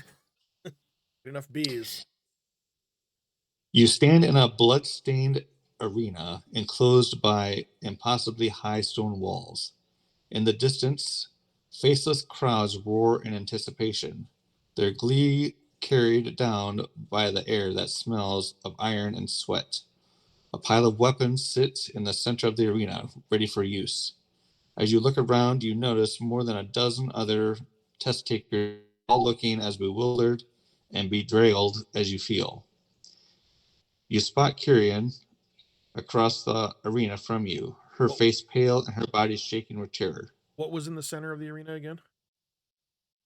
A pile of weapons Okay. sits at the center of the arena. Got it. Okay. Welcome, one and all, to the trial of Terror Wind. A voice booms through the air from an unseen source, and the crowds cheer loudly in response. The announcer pauses to allow the applause before they continue. Yeah, we had a completely different test. I didn't do any of this. Oh, nice. Good. Yeah, like none of this test stuff. Yeah, mine was completely different. Perfect. This is a crowd favorite, but I'll make sure to repeat the rules for the new blood. In just a moment here, the terror wind is going to appear. Now, all our hopeful mages have to do is survive.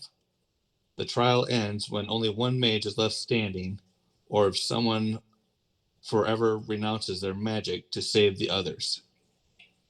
Either way, it's going to be a fun one today. In the middle of the arena, a breeze begins to blow, swirling lazily. Soon it picks up speed, forming a ball of twisting and writhing wind. Swords, axes, spears, arrows, and maces spin up into the growing, living tornado. caught within its whirlwind. Let the trial begin. The announcer has barely finished their words when the terror wind flies forward, carving through one of the unsuspecting mages, leaving behind nothing but gore and scraps of cloth. Yeah. Awesome. The crowds howl with the first blood drawn, and the cheering continues as the terror wind advances its path of destruction. Many other test takers don't focus on the terror wind, instead brutally turning on each other. Spells fly through the air and blades are drawn against companions. As you turn, you see the terror wind start to spin its way towards Kyrian, who seems frozen to the spot in the face of impending doom. Okay, so your choice is: do you avoid the danger and watch the terror wind, or do you run to help Kyrian? Run to help her. Spoken like a true white. Yeah. Yeah. No, I'm not. I definitely, B99. definitely not gonna let that just sit there and watch like nothing's happening. You run as fast as you can to Kyrian, trying to outpace the terror wind. As you get closer, you see that Kyrian's attention is elsewhere, trying to fend off another test taker's intent on killing her. If you noted the new rival trait, I don't think you have that one.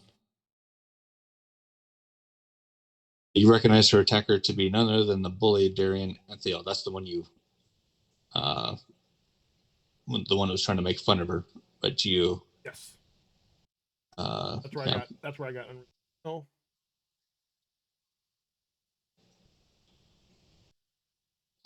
Oh no, never mind. No, no. I was bullies, but I got fear of bullies. Yeah. yeah, But I remember the one I stood up to. Yep. yeah. This is the one you stood up to. Okay. The terror wind quickly approaches. You could pull Kyrian to safety and let her attacker be killed, or you can tackle both of them out of the way of the terror wind. Which do you do? Just Both. Kyrian or both? Both. Nope. I'm not gonna Okay. hold grudges. Recklessly, you leap forward and tackle the two of them to the ground away from the terror wind's path. Whirling blades dig deep into your back as you try to protect them. Ooh, I'm just doing automatic damage here. Shit! It's just on. Ah, damn it! I can't put a. I can't like reaction put a shield up. No, there's no attack. No attack. So yeah, literally, it's just blades everywhere. Yep. Okay. 13 points of slashing damage. Get fucked. Once the terror spins around and attacks another group, you slowly rise from the dust along with Darren and Kyrian. Kyrian staggers and falls into your arms a moment later. If you noted the new rival trait, Darren looks up at you, but you don't have that. With respect, note the saved rival trait. So if you noted the new rival trait, you with so that's only if you had the new rival trait do you Okay. get the saved rival trait.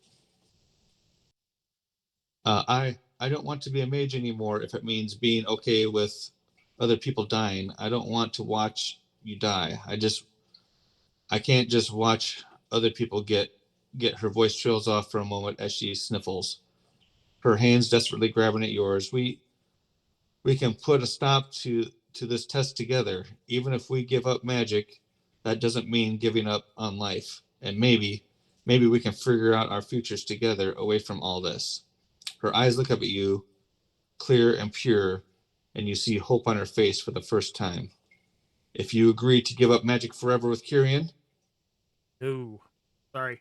or do you choose magic over Kyrian? Choose magic. Hard ass. Yep. Yep. Sorry. Just met you. Yep. I'm Going to not 105. not India like that. The hope fades from Kyrian's eyes, but the determination stays. Roughly, she wipes away her tears, then takes your hand in hers. I understand, but that means you better survive the test of high sorcery and become the greatest mage ever known. I'll be cheering for you from wherever you are, and maybe you can even come find me and visit. If did you note the helping hand? I did not have that one. Okay. If you know the helping hand, Taking a deep breath, Kyrian closes her eyes and bows her head. As she does, you see rays of energy burst from her like multicolored sunbeams, her magical powers draining from her into the arena. The Terrorwind unravels into the gentle breeze, its weaponry clanged to the sand. You reach your hand to one of the beams, and you feel like some small part of Kyrian's magic flows into you, awakening your senses to the arcane. You gain inspiration if you don't already have it. Okay.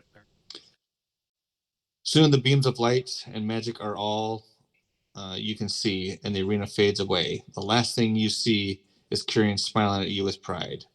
Note the magic over friendship trait.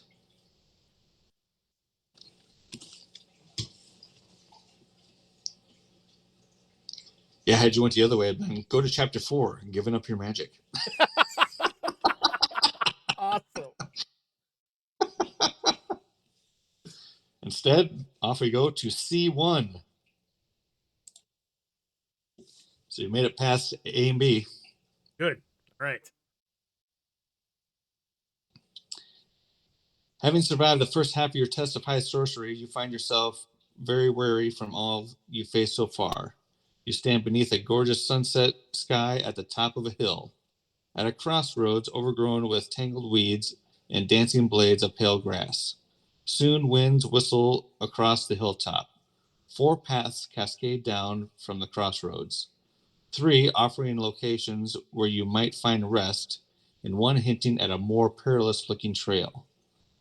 The westward road leads to a small seaside village in the midst of celebration, its people singing lively off-key shanties from the town square. The northern road slopes to a beautiful glade surrounding by cozy trees and a sparkling pond.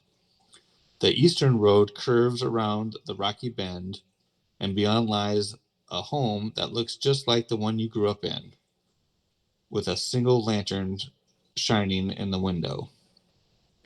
The southern road disappears into a thick, choking fog.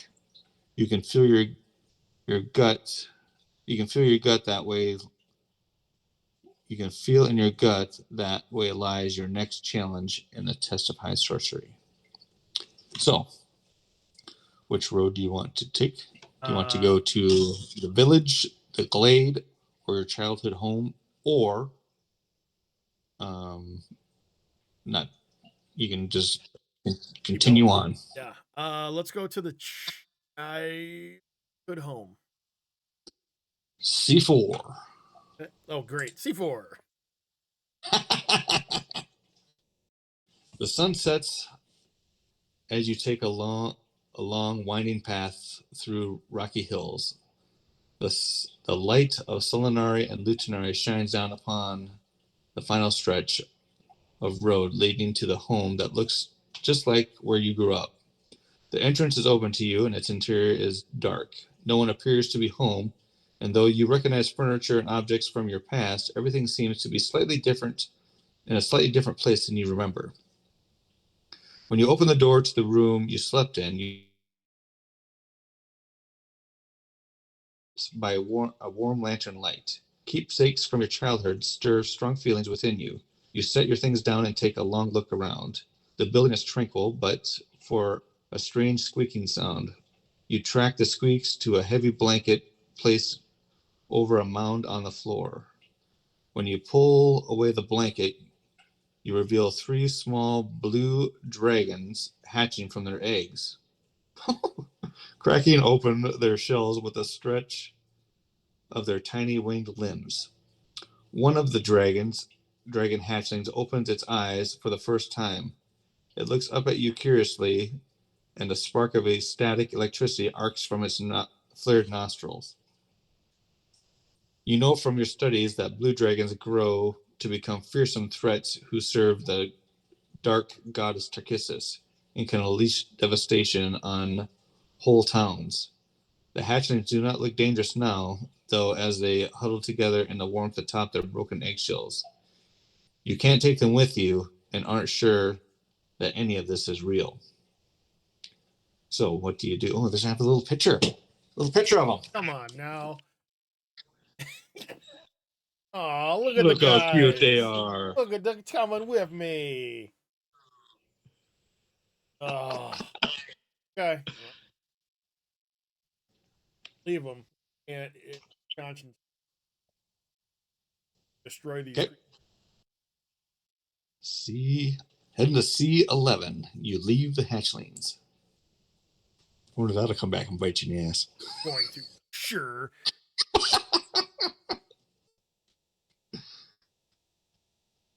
Uh, okay. You cannot bring yourself to harm the dragon hatchlings and turn your attention instead to the hardships of the day to come. The hatchlings spend an hour crawling around on the floor and playfully biting at each other before they fall fast asleep on the eggshells. You spend the rest of your night in your childhood home, musing about how much smaller it feels now than it did in your youth.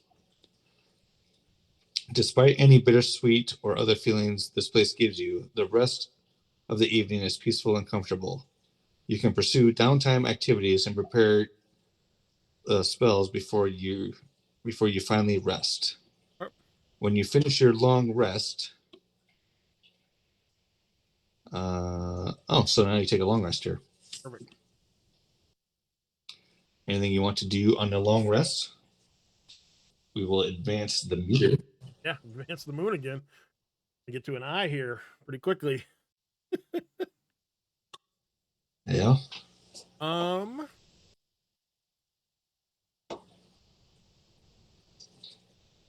nope, because I don't have spell to start working getting them at yet. So, it will just be my normal routine of memorizing, getting ready for the next day, memorizing the spells. Okay. There you go.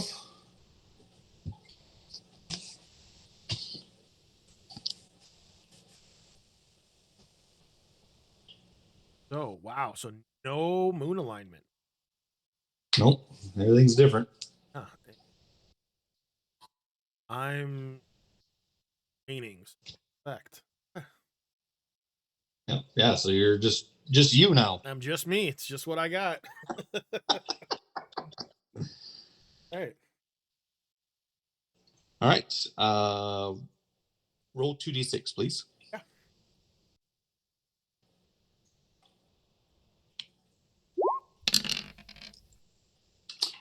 You gain that many temporary hit points after finishing your long rest.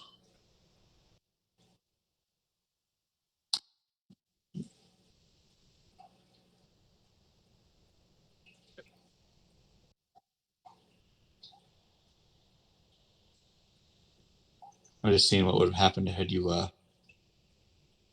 hashed them up. Yeah. You'd have had to make some sort of a.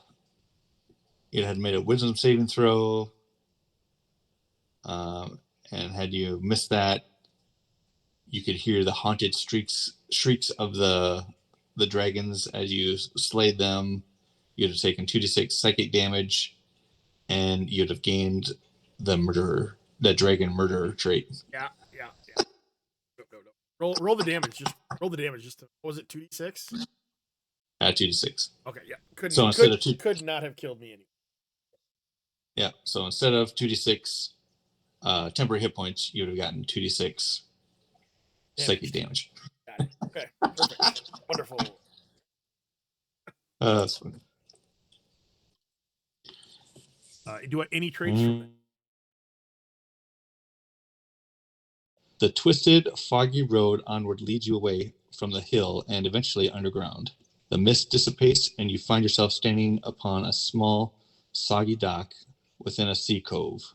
At the end of the dock, a wooden sloop sailing the flag of the Crimson Moon Lutinari rocks back and forth against the choppy waves. On its side, the name "The Night Candle" has been painted in red calligraphy that glows slightly with arcane light. Outside the cove, a thunderous storm approaches, and rainwater causes the water levels to climb and spill over the dock. At the back of the cover, away from the ship, you see a subterranean tunnel lit by green phosphorus fungi. The tunnel seems to slope slightly upward, away from the rising sea. So your choices are climb aboard the ship and try to set sail out to sea, or swim up to the subterranean tunnel. Oh, let's take the boat for sure. Taking the boat. C-13. I didn't. It cut out a little bit. Were there any traits for saving the dragons or sparing the? Huh? Was there any what? No. No. Okay. Nope. Got it. No traits. You only gained a one you don't want. Got it. Dragon murderer. All right. Sailing into the storm. Here we go. The floodwaters continue to rise in the cove as you scamper up the gangplank and pull it onto the ship's deck. Suddenly, the captain's door flies open, and a large, wild-bearded man stumbles out onto the deck, wearing stained navy robes and a matching tricorn hat. He waves a bottle of rum wildly around in the air and rumbles loudly at you. Oi! This ain't your mama storm, you slow-legged land pup. I'll take the helm, and ye man the sails like your life depended on it. 'Cause mark me words, pup, it does. The sea witch is be hungry tonight, and scabby old Zeblum will gobble your bones if you be short-witted. We got the ways to go if we're hope to sleep beneath the red moon again. The ship captain chugs the rest of his rum and throws the empty bottle carelessly overboard. You hurry to take up the sails and follow the captain's barked orders as well as you can. Soon enough, the two of you take the night candle out into the midst of the most vicious storm you have ever witnessed. Its wrath tosses your ship like a toy. The thunder roars in elemental fury, and the captain roars defiantly back as he steers you toward a distant, beckoning mist of silver fog. Just when it seems your fearless captain is every bit the match of Zebum's storm, swirling funnels of water rise like columns from the churning ocean and batter your ship. Once the funnels floods the foredeck, washing the captain away from the helm and toward the frothing sea. Unmanned, the ship's helm begins to spin in wild circles, forcing your course in the wrong direction. What do? Do you grab hold of the wheel to steady the ship, or do you try to save? What was that last one? It cut out.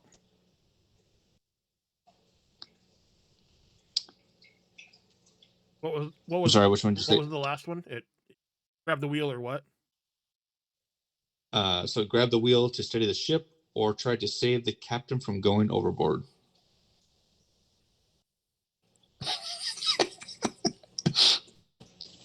The impossible choice. No, because I know we're going the wrong way, and I don't know how to pilot a ship. I'm not strong enough to do it anyways, so I will go after the captain. C-15.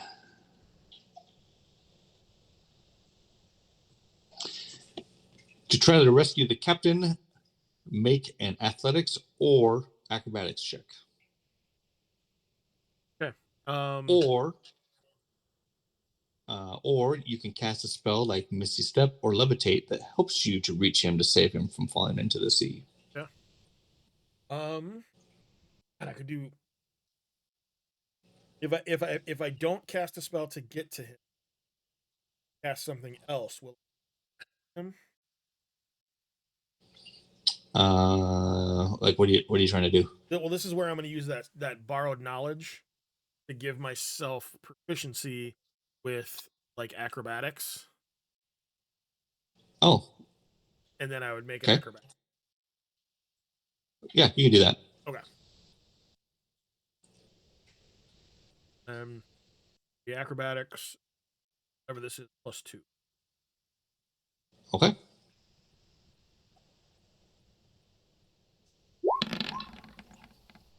26. Nice. You rescue him just before he is pulled down to his watery grave. Note, rescued the captain trait. He grips you in a brief but mighty bear hug and grumbles into your ear, breath stinking rum. You blessed old salt ye. Let's go show Zebin where she can go be sticking her lightning bolts. After you attempt to rescue the captain, you spin around to get your bearings. Soaking with rainwater. Beyond the storm awaits a wall of dark silvery fog on the horizon, and from within, no lightning bolts. No lightning. Oh, and from within, no lightning flashes. If you noted the scryed the amphi-dragon trait, go to C16. You don't have that, right? Nope. So we're going to go to C17 instead. Ooh, that's a cool picture. I'll show that to you after I read this. Suddenly, a long tongue covered in acidic warts strikes you, dealing Great.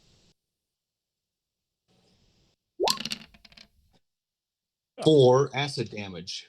Got 10 hit points. I'm great. Yep, and sticking like glue to your body. The tongue quickly retracts, dragging you across the ship's deck towards the sea. Make a strength saving throw. If you have rescued the captain trait, you have advantage on that saving throw. He leaps to your aid, attempting to grab you to pull you free from the retreating tongue. I'm going to show you the picture. It's kind of cool. I think I'm I got 0 for strength. So well, hold on. No, in fact, hold on. I won't. Let me. We're at an 11. Use my inspiration. Okay. On 15. 15. That's pretty cool. Right? Big old tongue of water coming after you.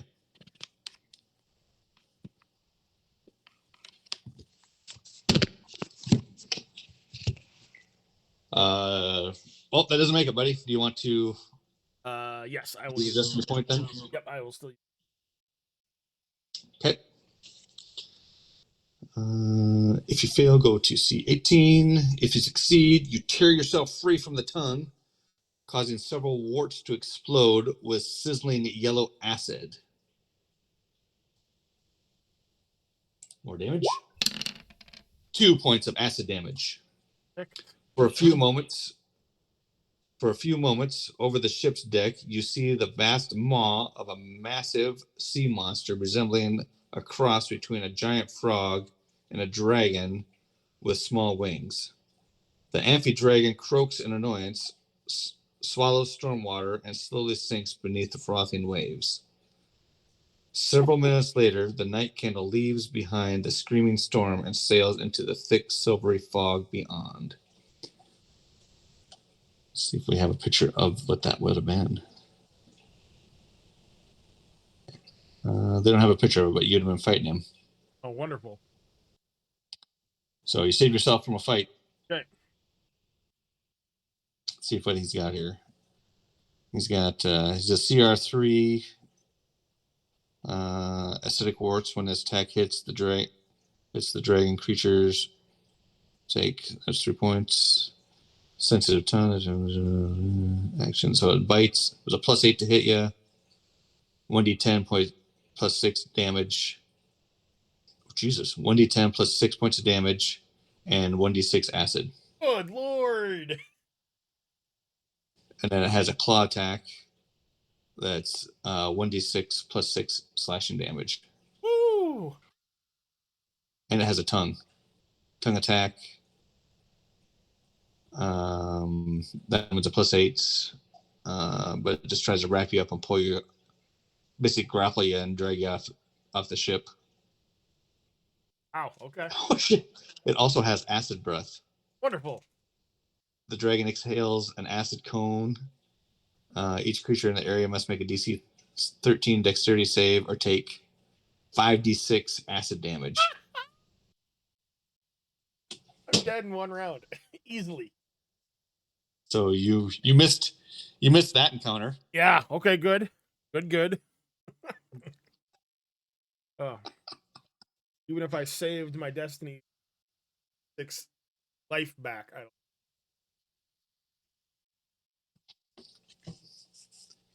I think I fought the dragon. Did you? Yeah. Yeah. I didn't. I don't think it went so well. I think I used up a lot of my Destiny points on that one. All right. Sailing into the fog. You survive the sea witch's fury and refuse to become breakfast for the hungry amphidragon. Slowly, the dark silver fog consumes everything around you. The deck of the night candle vanishes beneath your feet. Eventually, the mist fades too, revealing your next test of high sorcery. All right. If you noted the dead loved one trait, Oh, the helping hand, oh, greed and ambition. If you noted none of those, off to C35. there it is. C35.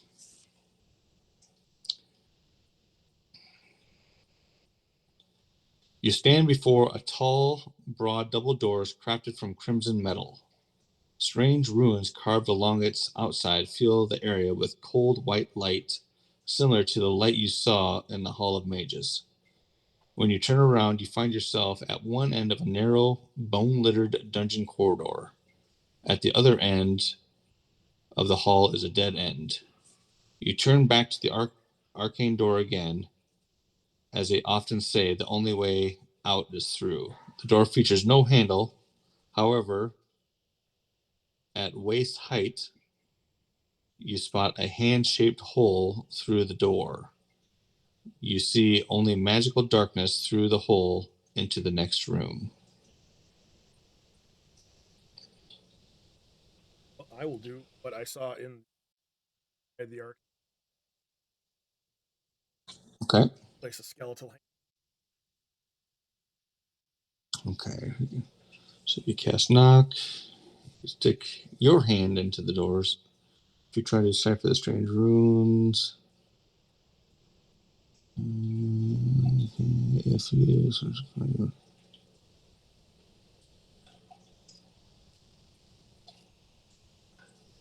all right, if you all right, so you search the corridor for an arm. If you have advantage on your check if you noted the arcane door trait, which you have, right? Yep. Okay, so that would be either a perception or investigation, and you have advantage.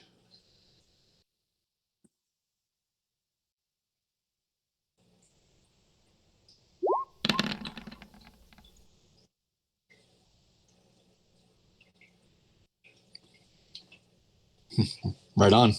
Nice. Oh God. Whew. If you succeed, go to C39. Otherwise, you can't find anything quite right to help you with this door, and you must try something else. Okay. Boy, wouldn't that suck? Oh, I can't find what the vision I did. know what I'm supposed to do. Where's the bone? God, that advantage helped you too. It Otherwise, did. you'd have not gotten it. Nope, I wouldn't have got it. That would have been another. Another I know destiny what I'm. point Yeah. down the Oh yeah. drain. It's like I know what I'm supposed to do, and I. You explore the nearby narrow hallway, picking through the piles of bones, and wondering how the corpses came here.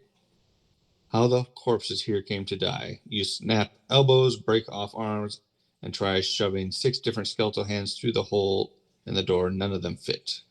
The 7th skeletal hand proves lucky. As soon as you stick the hand through the door, hidden needles snap it into place, shattering its bones. It's a good thing you didn't stick your hand through instead.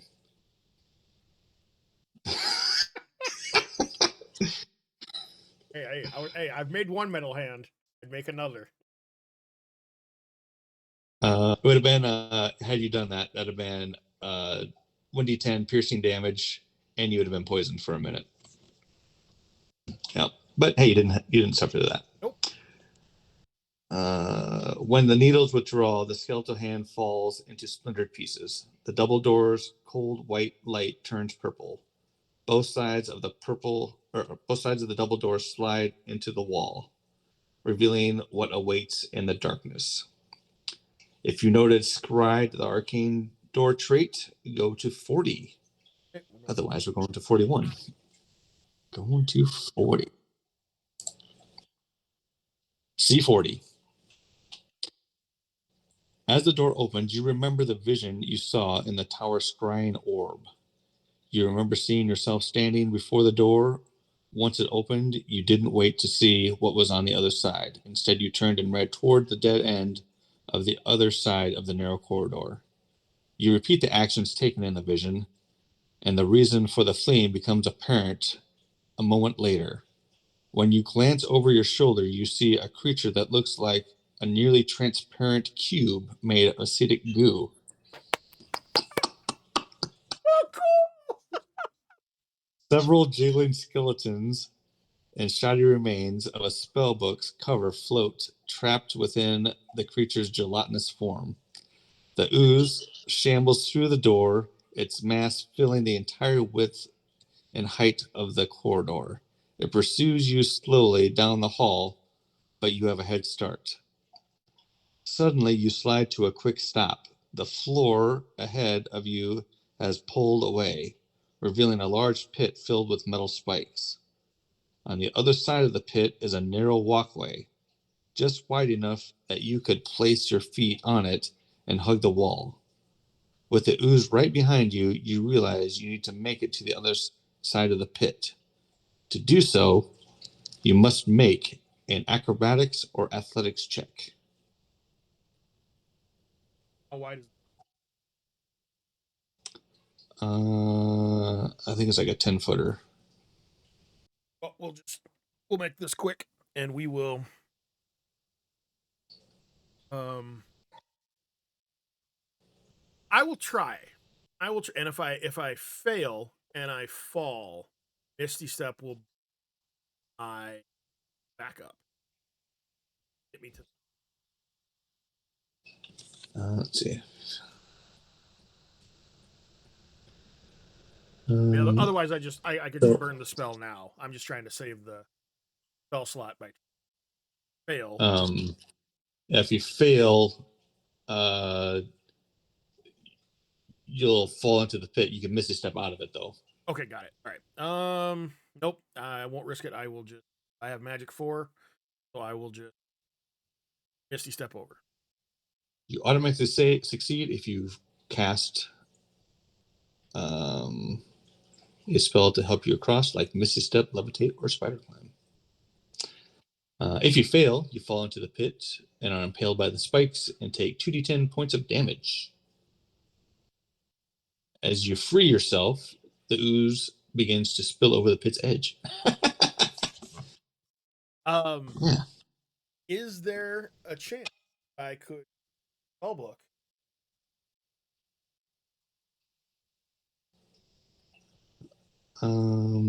Let's Or see. is it just Let's see. Several dreams, shoddy remains of a spellbook's cover. okay? Just okay. So it's just a cover. Okay, got it. Okay.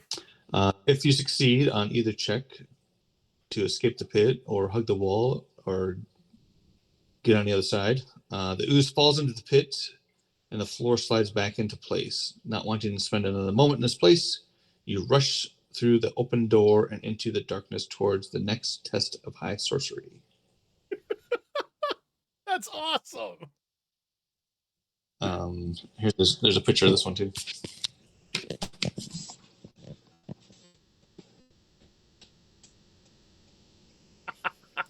Nice. Yeah. Playing the bones. Yep. Oh, that's so cool. I wasn't even thinking of a gelatinous cube behind the door. Oh. All right. Oh. If you noted either Cho Solinari or Dragon Murderer, we'll go to someplace. Otherwise, we go someplace else. Chose Solinari. You chose Solinari, right? Yep. So on to C57.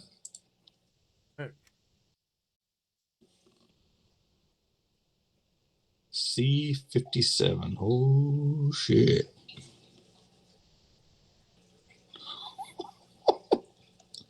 Okay.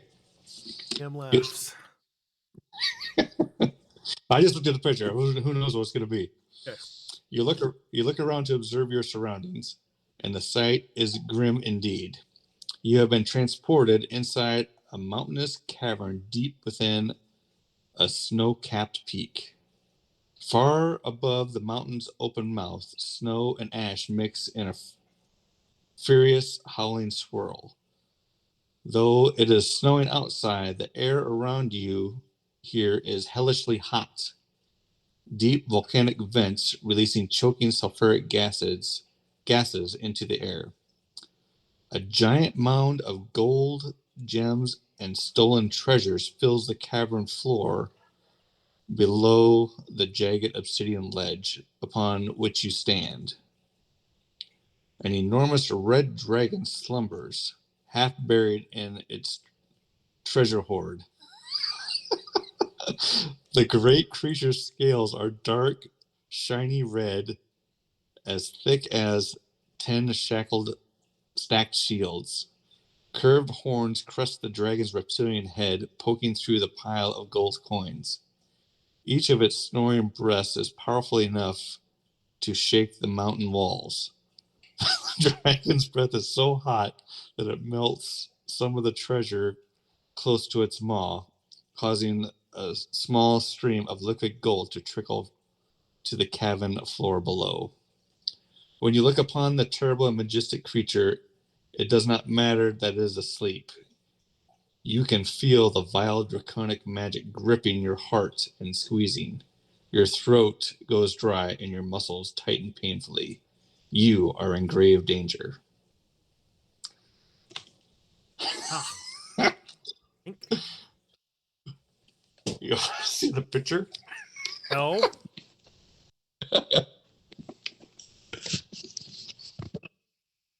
Oh, good God.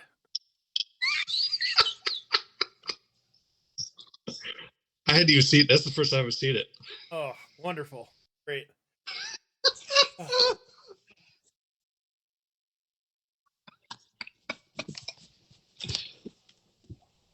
Okay. So, your three options. Piss myself. Yeah. If you try to sneak past the red dragon and out of the cavern, go here. If you try to sneak into the hoard to steal some of the dragon's treasure, we'll go here. And if you boldly announce your presence to the red dragon, we'll go here. So those are your three choices. Sneak past and get out, sneak in and try to steal some of the dragon's treasure, or boldly announce your presence. If I was a Kender, I would announce my presence.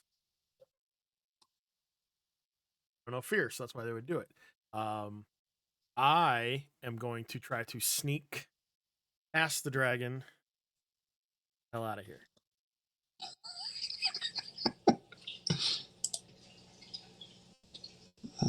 Okay.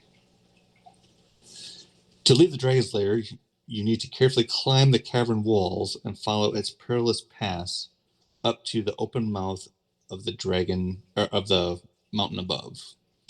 So you need to make an athletics or acrobatics to do it.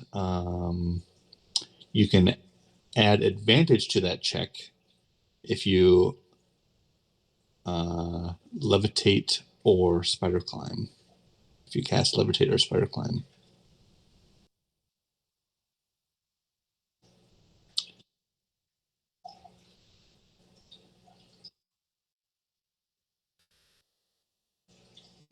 How much time has passed since ship? I don't know, probably a half hour. Have Okay. so I will use acrobatics to try to climb out of here. Yep.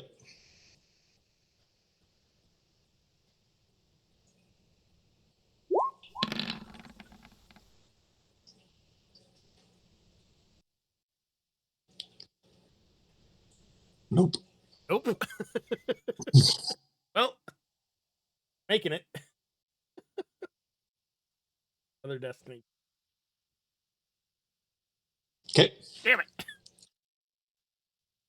Oh, hold on. No, that would be 18 because I get +2 for my proficiency bonus. So it's 2 more than that. So 18. Nope. Nope. Damn it. All right. If you succeed, you continue your exhausting climb, pushing your mind and body to their absolute limits. You nearly reach the mountain's mouth and can feel the cold wind pushing back against the heat of the cavern far below. Just as you reach to grab hold of the snow-capped peak and pull yourself up to breathe the fresh air, the red dragon below you roars. Its mighty voice, as forceful as a hurricane, obsidian rocks break away from the wall and fall hundreds of feet to the horde below. Spy, thief, you do not know that I am the mountain's fury given flame? Do you not realize that I am death given name? How dare you steal a glance at the king of the sky and earth? You struggle to pull yourself up, dangling from the edge of the peak with one hand. Dragon fear squeezes your heart like a vice, stealing your knowledge of magic and all else save terror. A moment later, the red dragon opens its maw and unleashes a cyclone of hellish fire that rises toward you. At last, you pull yourself up and over the cliff moments before the flame reaches you. You leap blindly into the snow, hoping to avoid the dragon's flesh melting heat. Another Dex saving throw. Um. God, there's no moon alignment either. Crap. Meaning no effect. I got nothing. All right, so just up deck.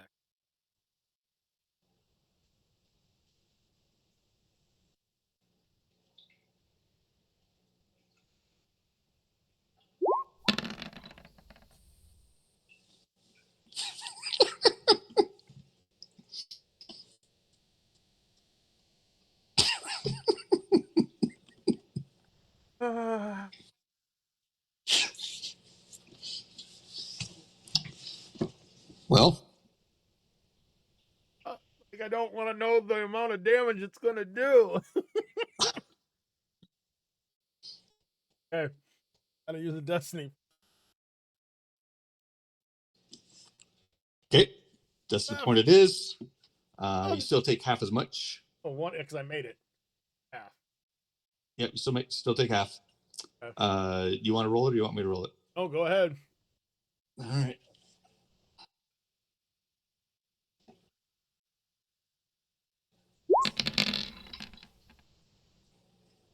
22 or 11.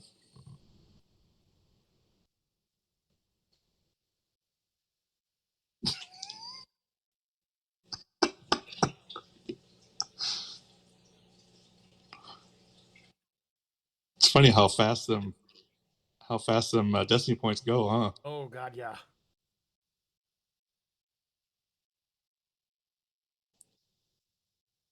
Let's see, how many is that you've used now?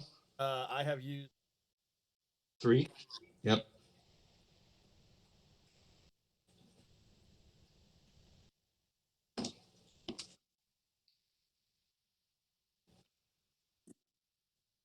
Yep.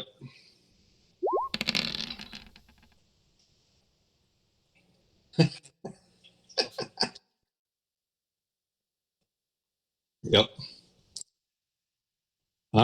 If you survive, which you did, you stagger into the swirling winter storm at the top of the mountain peak. Snow and ash fill your mouth and sting your eyes.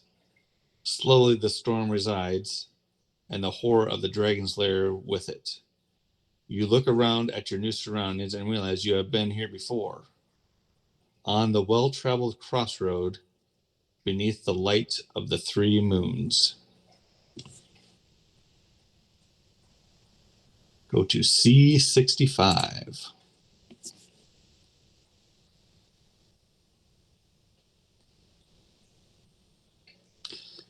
It seems like forever ago that you were here atop this wild hillside, though you know it was less than a day ago. If time even exists in a place such as the testing grounds, before you looked down upon the four roads from the hilltop and made a choice. Under the light of the Solinari and Lutinari, no similar choice is offered to you this night. All roads twist and rejoin, leading to the same place. Weary from your gauntlet of sorceress tests, you travel onward, hoping to find some reprieve before you face your final test of high sorcery. All right. If you noted, stayed in a village. If you noted, stayed in the glade.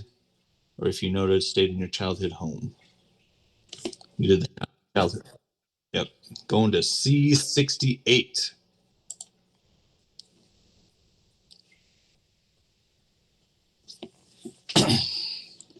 The road winds to what little remains of your childhood home. Flame has devoured the building, leaving the distant smells of sulfur and dragons.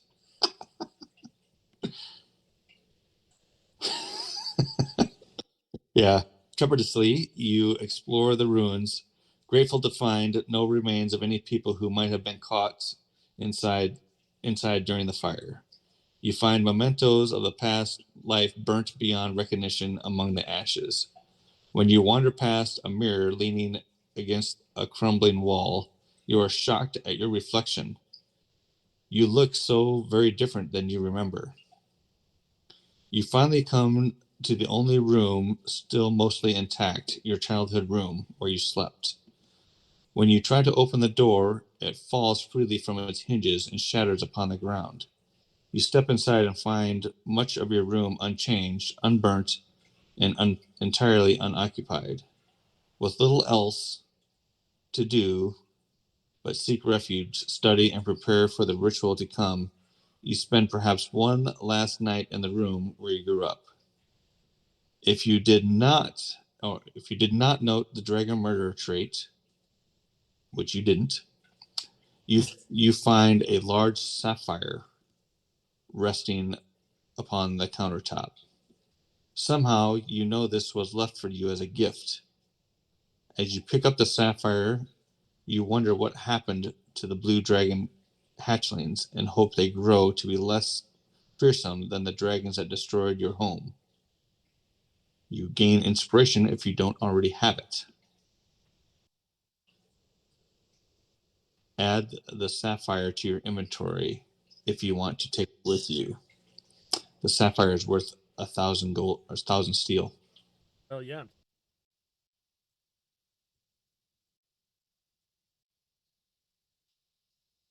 When you finish your long rest, oh, so you get to do a long rest.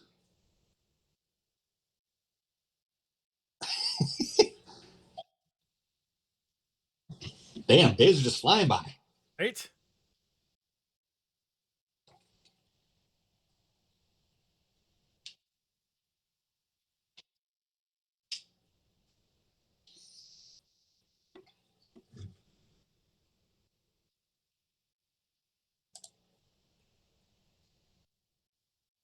Yep.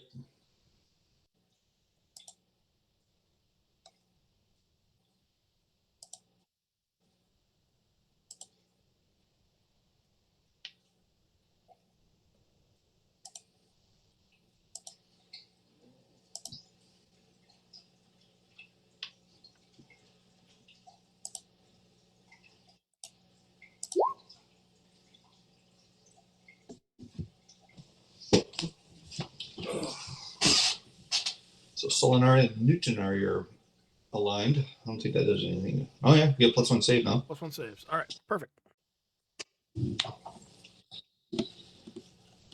All right. Okay. When you finish your long rest, silvery mists begin to rise from the ground. They envelop you completely, feeling both cold and hot against your skin. You realize that soon you will face your final test of high sorcery, a duel to the death with a foe more powerful than you. If you noted the accepted a mysterious mage offer trait, go to 70. If you noted angered a mysterious mage, go to C71. Otherwise, we're going to C72. I wonder if that's from the painting. It is. Okay. Didn't encounter any mages other than yeah. Okay, so nothing. Okay. Slowly, the silvery mist begins to dissipate. You steel yourself, preparing for your final trial in your test of high sorcery, a duel against a foe more powerful than you are. You have enough time to make last-minute preparations before the departing fog reveals the arena of the harrowing ordeal to come.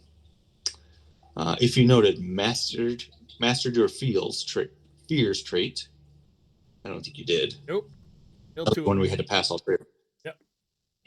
If you noted multiple of the following traits, decide which your character is most afraid of and erase the other traits.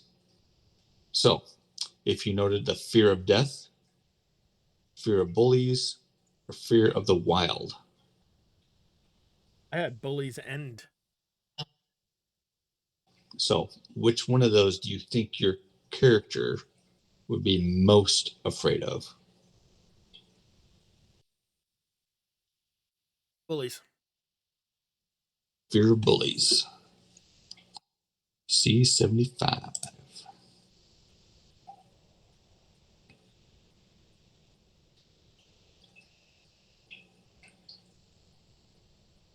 Oh boy. Oh, this is good. That's good. I like that. Oh boy. The moon. Sorry. I was just looking at the picture. The Perfect. moon, Lutinari's gleaming light shines upon the endless labyrinth of high, smooth marble walls. You find yourself in the center of this labyrinth in a crumbling marble chamber with exits leading in three different directions. From there, paths twist indefinitely onward. Behind you, you hear a cruel, familiar laughter. When you turn around, you see someone from your past who bullied you and made your life miserable. They drag behind them a massive axe, which scrapes eerily against the marble ground. The bully rants or taunts you viciously without a hint of mercy in their voice. So you wanted to be a mage, poor, scrawny little sop, came all this way just to embarrass yourself. I told you my laugh would be the last thing you hear before you die. The sound of your bully's laughter grows, and you watch as their body begins to contort wildly. Their muscles bulge, their height stretches upward, and dark brown fur grows from its pores. Their nose flattens, their nostrils flare. Two twisting horns crack through the skull to rise above their head. The Minotaur grins, its square teeth glinting in moonlight. It lifts the giant axe from the ground with ease, then raises its other hand toward you, and lightning dances between its furry fingers. Your final test has already started. Okay. Ah, fuck yeah. Awesome. All right, let's show you the picture of it. Because the picture's fucking awesome. Oh, fuck yeah. Oh, that's great. Nice. Yeah. Okay. I don't think I have a Minotaur thing, but that's okay. We'll just do something. Yep. Okay. So luckily I already prepared this battlefield, so I think it's going to work out okay.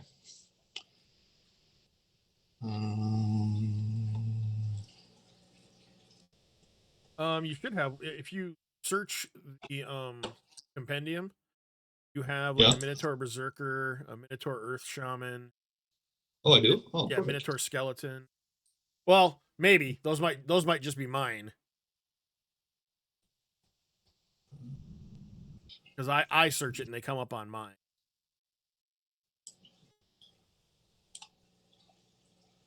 Okay. There's a stone floor. Perfect. The arena. I suppose we're to get you over there. Let's see. Where the hell have you been here lately? How long have you been over here?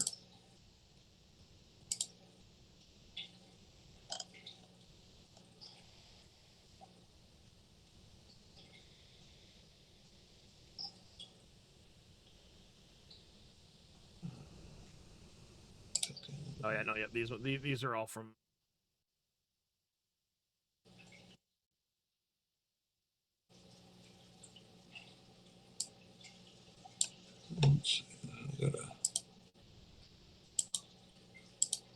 What the crap? Oh, wrong layer. Like, why can't I grab that? I hate it when that happens. I had to grab your bird because Yeah. you left it with the freaking gullies.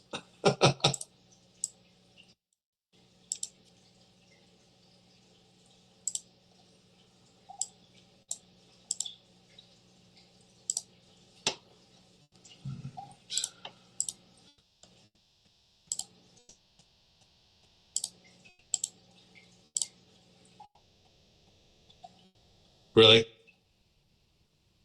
Did I only copy the A? No, it's all there. Got it all. Is it? Yeah. How come I don't see it? Oh, there it is. Okay. It just didn't show up right away. Okay. All right. Well, I'll see what I got for a Minotaur. I might actually just have one.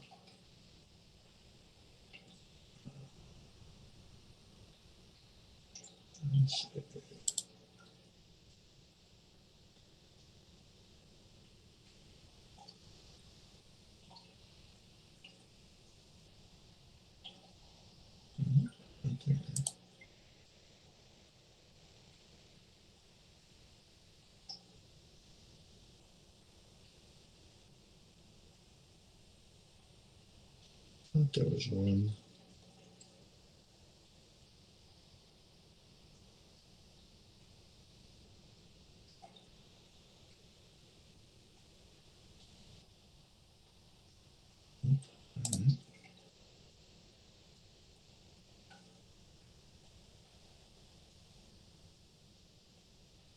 I saw a pretty cool poster today on Facebook. It was like the original cartoon Dungeons and Dragons Yeah. companions, and they're fighting Venger and Warduke. Wow. Yeah, it was Nice. cool. All right.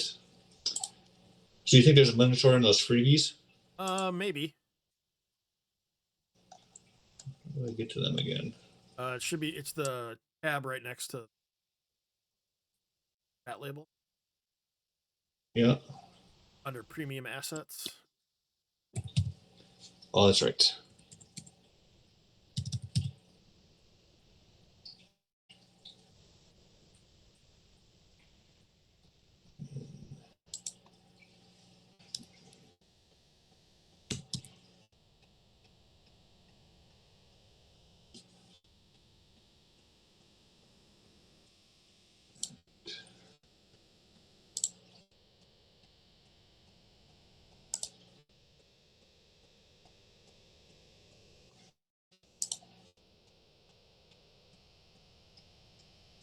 shit! I could just go to the 5e and get uploaded faster than this. I'm just gonna do that quick.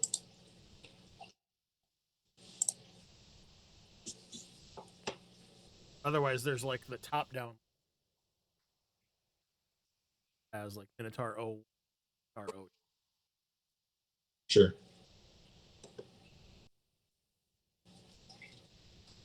I'm Ooh. like I'm actually really glad that we switched to portraits instead of like trying to find tokens that like our character.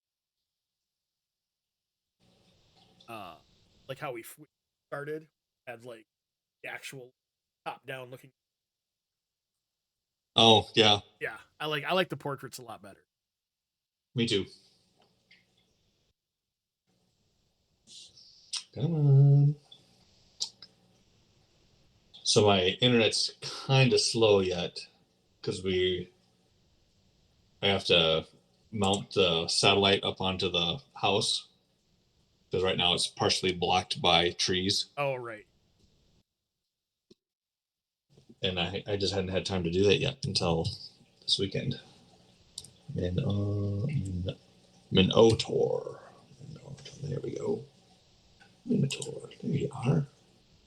Not minor illusion. Minotaur. There.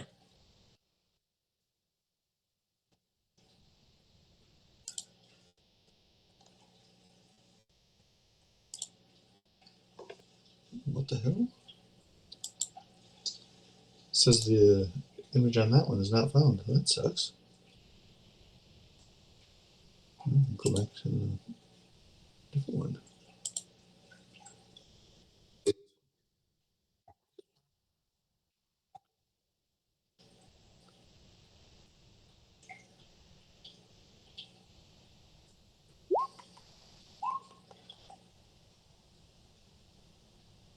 On the chat.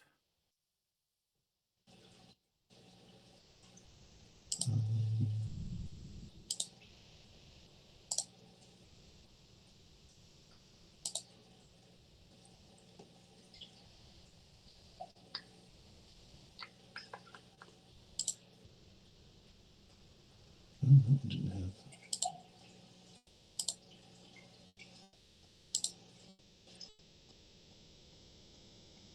Oh, there it is.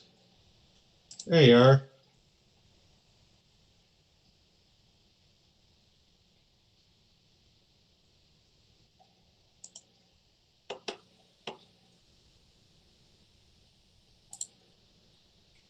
That's a weird file though. A WEBP file. What's that? Have you ever seen that one before? I have, yeah, for images. Yeah, Yeah. you almost have to resave it and then change the save as to all PNG. Because then it saves as a web, not a. Um, I'll go use the. okay.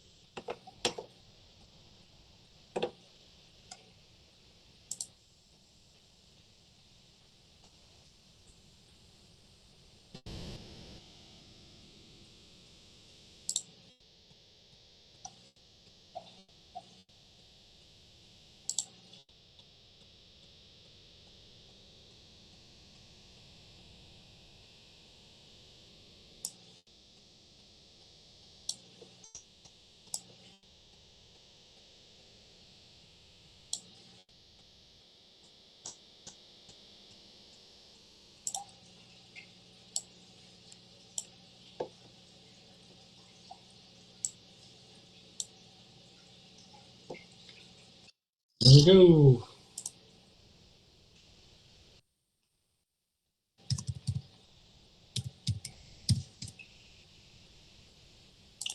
Now, are they large or are they?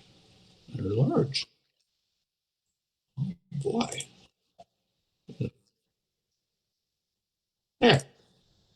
All right. So we'll see where you're at. You begin to encounter 20 feet from the Minotaur. So we'll just back him up here.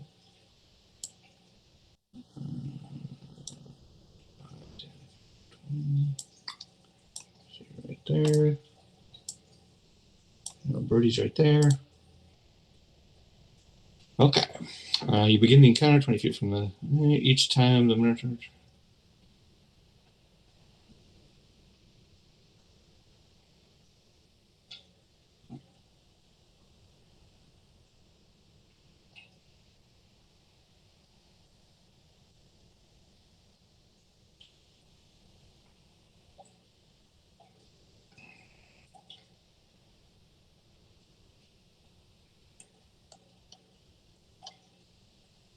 Okay.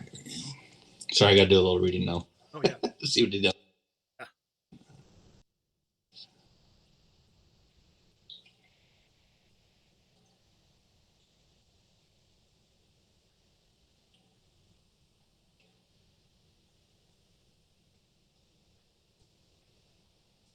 Holy shit. Okay.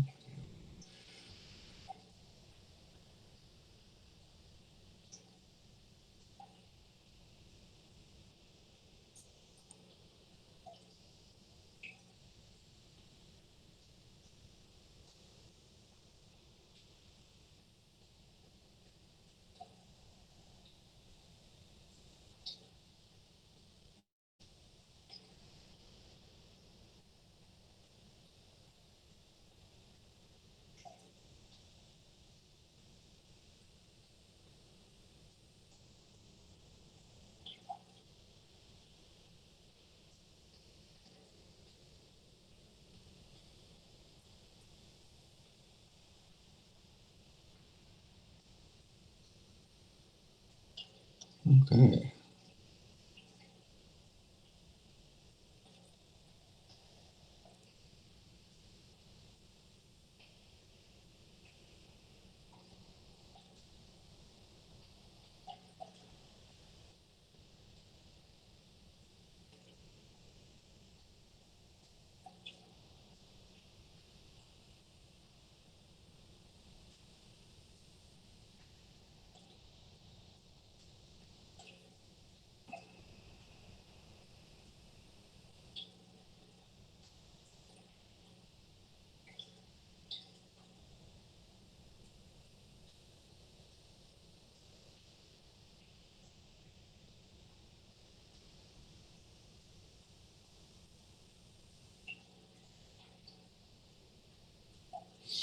Okay. Well, here we go, huh? Let's see. Make sure I got the thing cleared here. No, clear it up.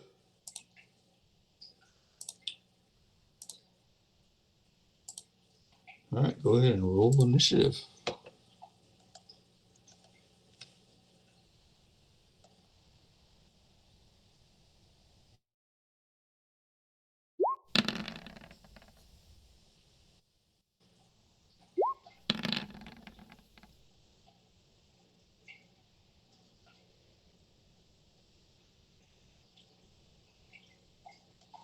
Okay. You waiting for me to roll initiative? No, I roll it. Fate is stilled. 12, huh? Ah, Now let's see what we got.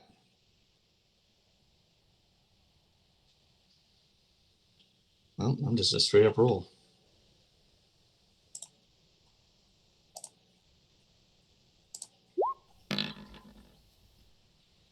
12. I got a dex. What's your dexterity? I got a +5 for dex. All right. Just make sure you ain't got any other bullshit sitting here. All right, you're first. Okay.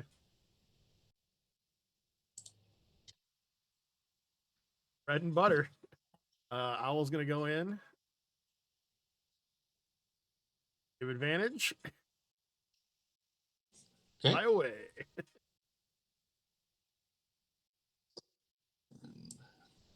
There. Okay. I cannot grab the A for some. Oh.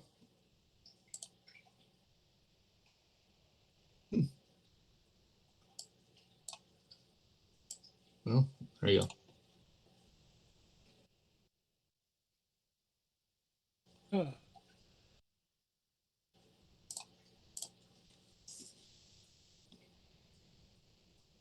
Okay.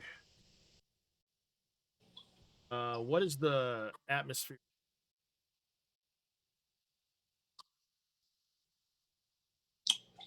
Um.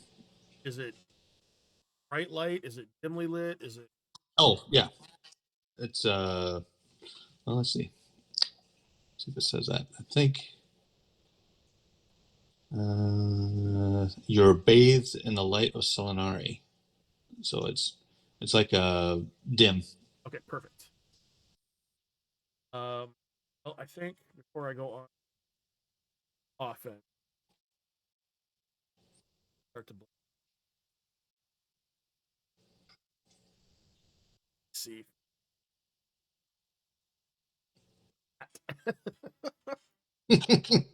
So I will bonus action. Uh, start humming a tune.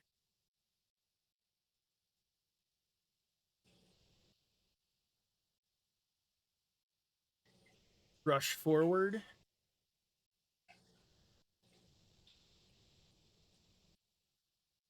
Not feeling very confident in my rapier. And at the time, it'll just be a little dagger.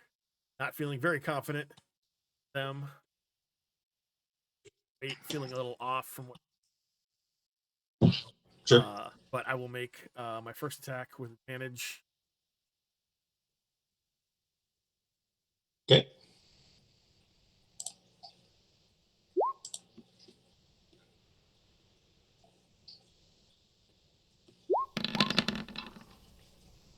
$17. That'll hit.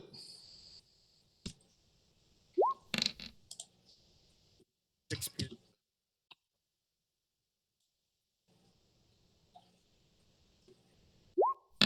Easily poke him with that dagger. Yep. For a lot more. 15 total. Yep, the dagger feeling much better in my hand.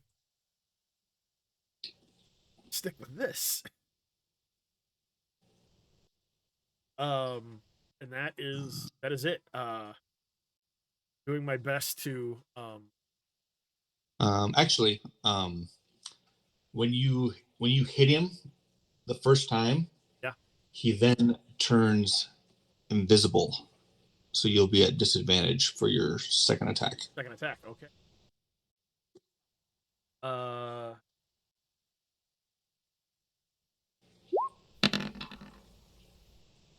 15. Still hit him. Perfect. Okay.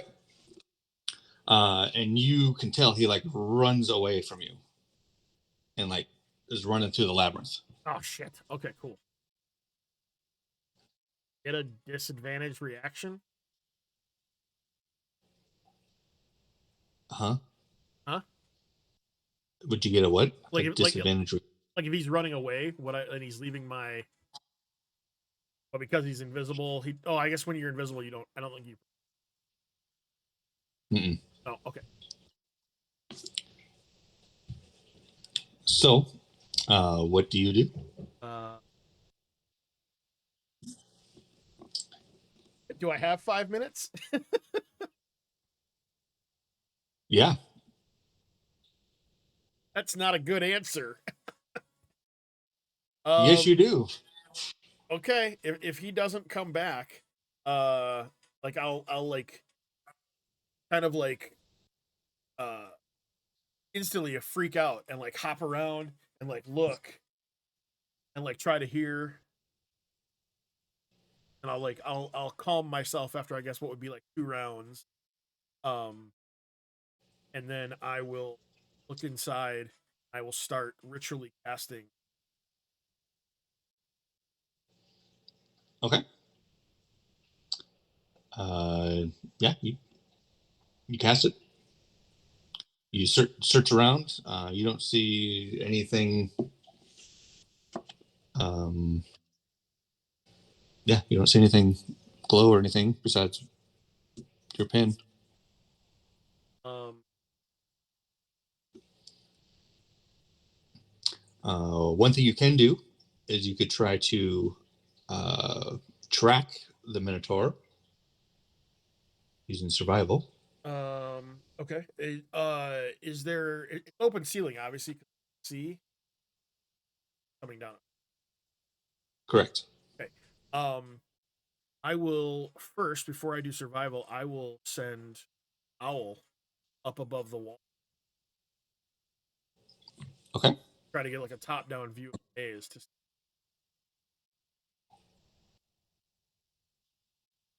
Uh, he looks at the maze and it's like extensive. It's crazy, but he doesn't see the Minotaur. Okay. I will then I mean, survival. you can tell which direction he went, away from you. Yeah. Okay. Well, I'll go that way till I get to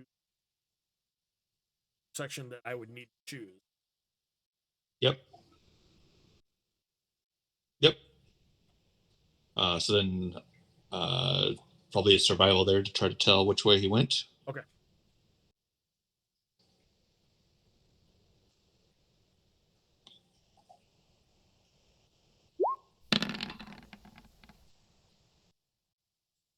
Okay.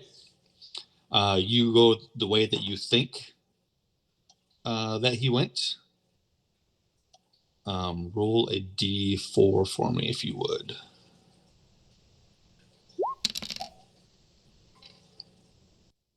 2. You step onto a carefully placed poison needle. You must make a save versus Constitution.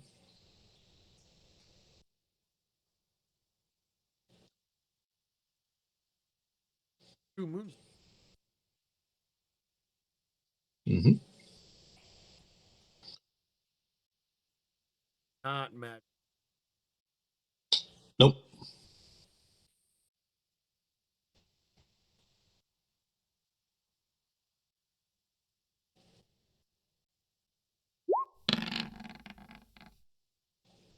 Nice. All right.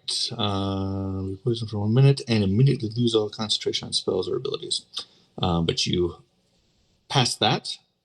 You can tell this was a trap that he was trying to lead you into, but you successfully made it past that. That's it.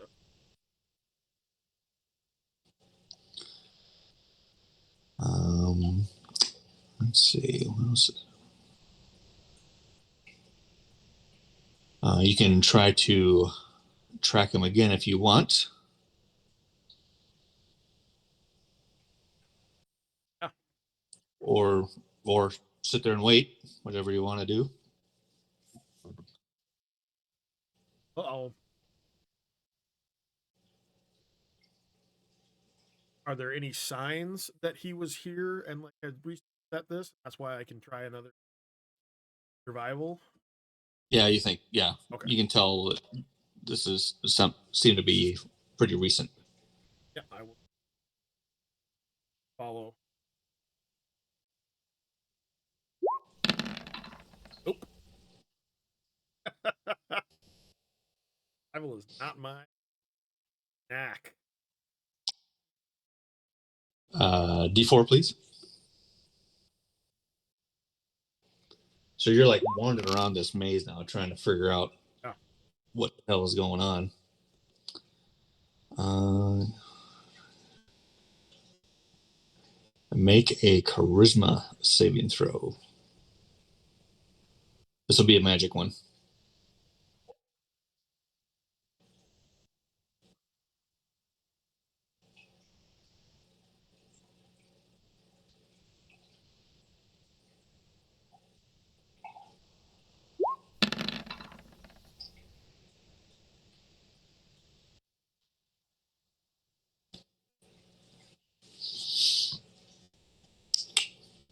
Nope. Nope. Use my Okay. 19. Yep. You stepped upon an immobilization rune. Oh, wonderful. And you felt like your foot was starting to freeze to the ground, but you were inspired to break free. Perfect.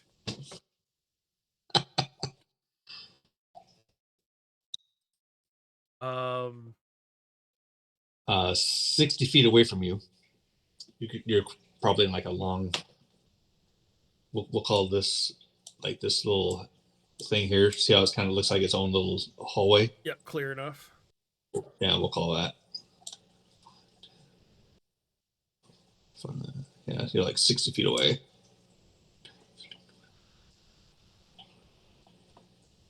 Right there, I think.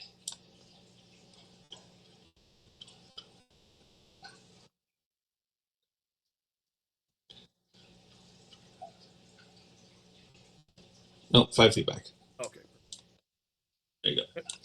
Great. He comes visible and he hurls lightning at you.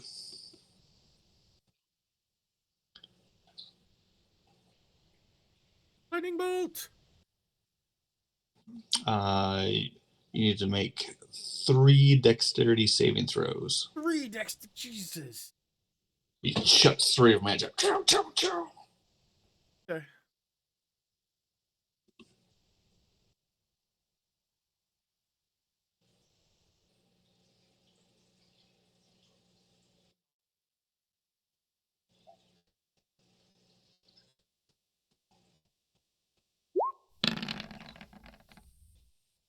Okay. Or Yep.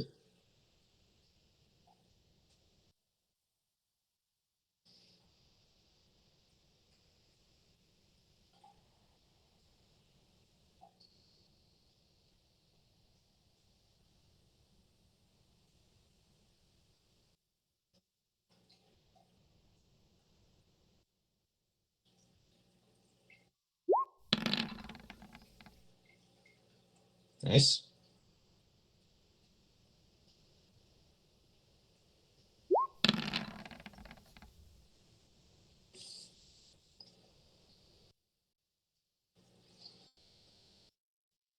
take it.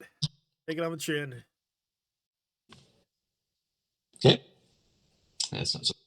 It's not so bad. Yeah, okay. Figured if he's throwing 3 of them at once. Actual.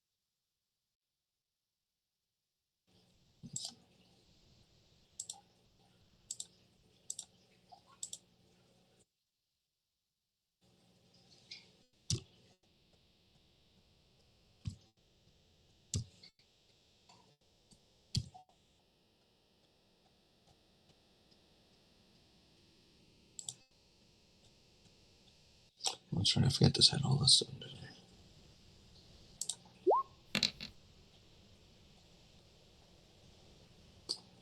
7 points. That's not the actual save. I just did that. Okay. I forgot part of the macro.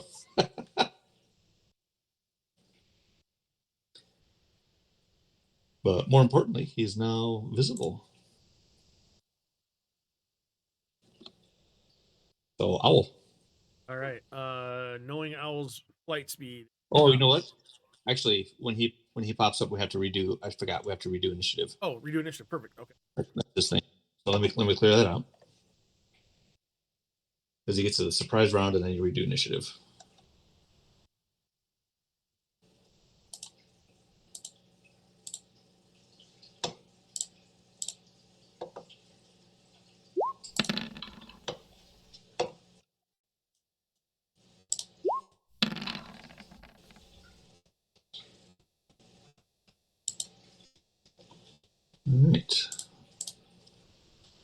So, Rooster, you are up. Uh, Come on, Owl. Where are you at in this one? yeah. Knows that he's too far away, so he's like, I'm not even gonna try. Like, there's no point in getting to him.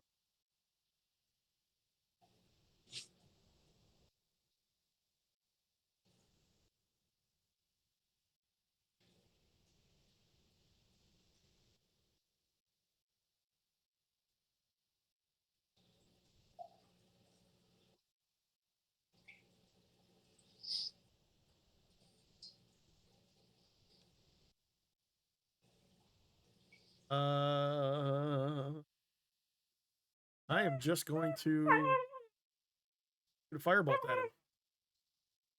Okay. Yeah.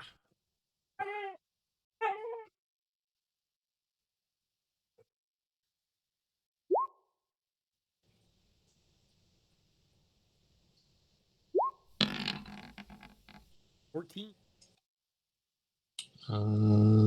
That will miss. Like singed his fur. Do I have any room behind me? Yeah. Back up 30 feet.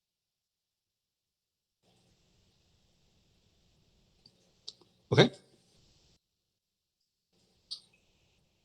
Very tall.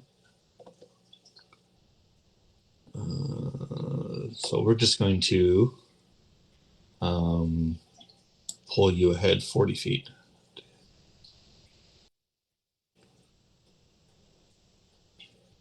So that's where you'll be at. And I'll be like sitting on him.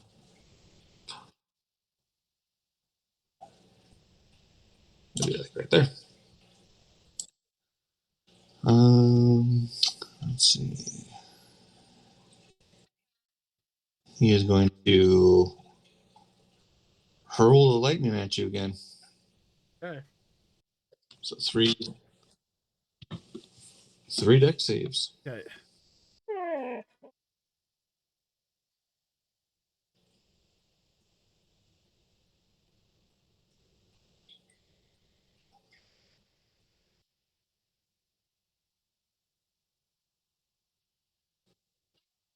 All right, 3.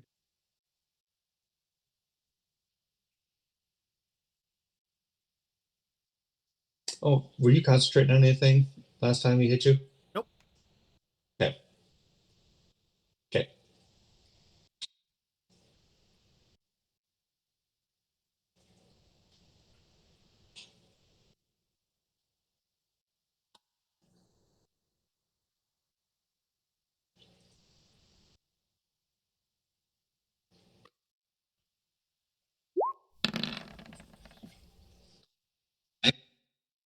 Get that one out the way.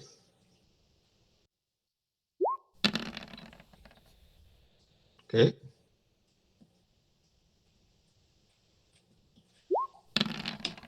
There we go. Nice. All 3. Ooh. Okay. Owl.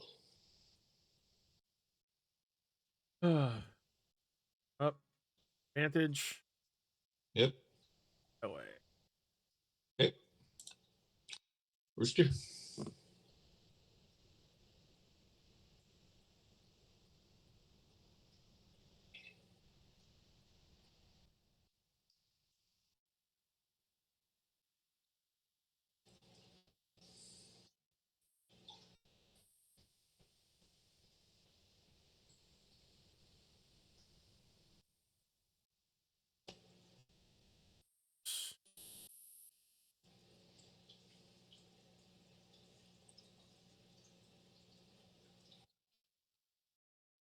Charge.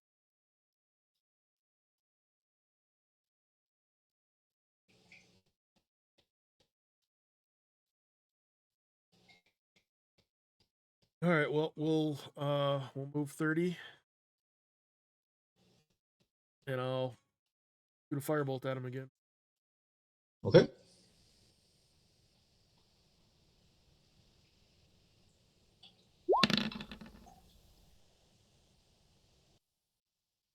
Nope.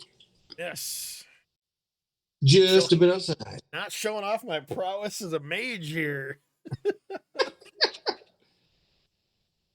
Done. Um.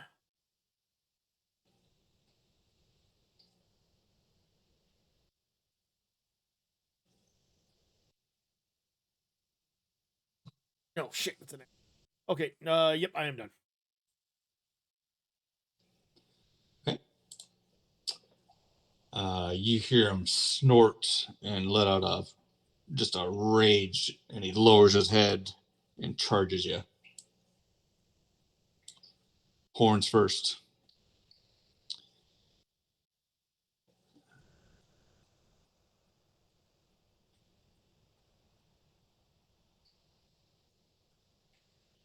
All right.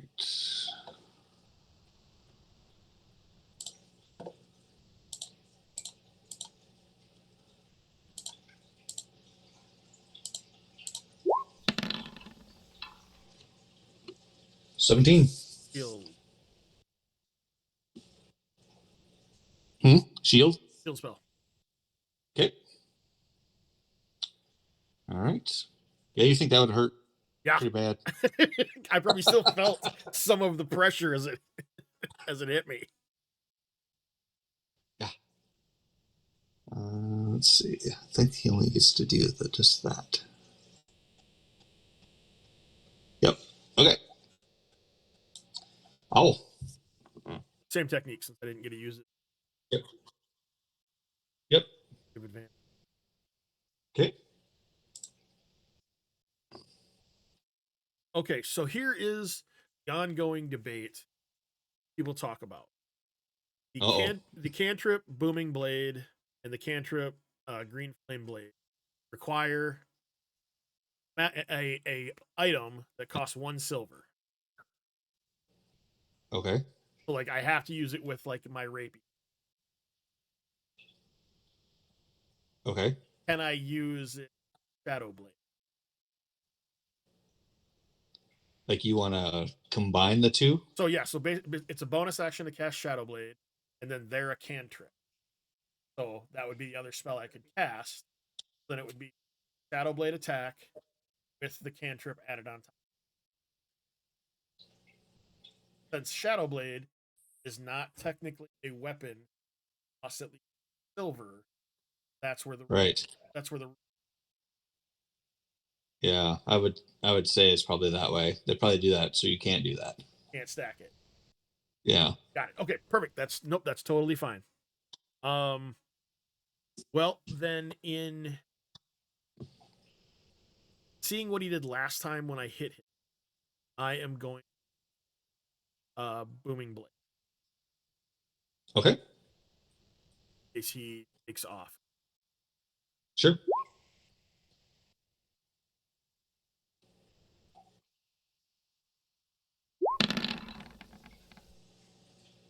Yep. Yep. 9 pierce. Okay. And he turns invisible. Okay. Yep. 6 points of thunder. Okay. Yep. He takes right off. Um potions. They consider those magic items. Mm-hmm. Okay, so I don't have any. Yep.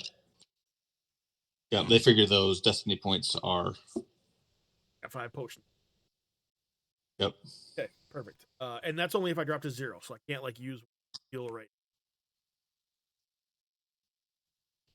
Correct. Got it. Okay, perfect. Um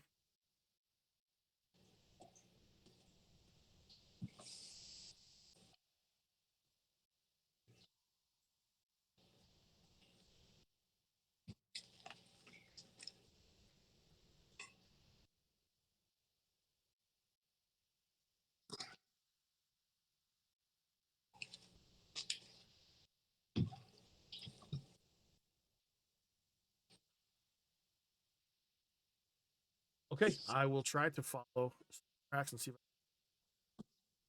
Okay. Um, Do you survival?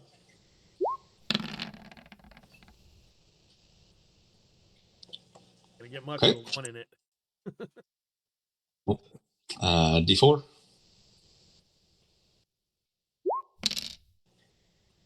Ooh.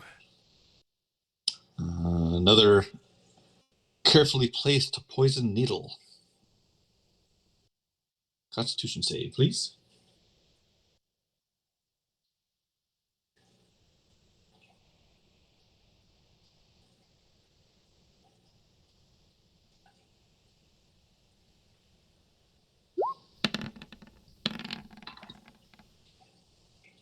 Nine.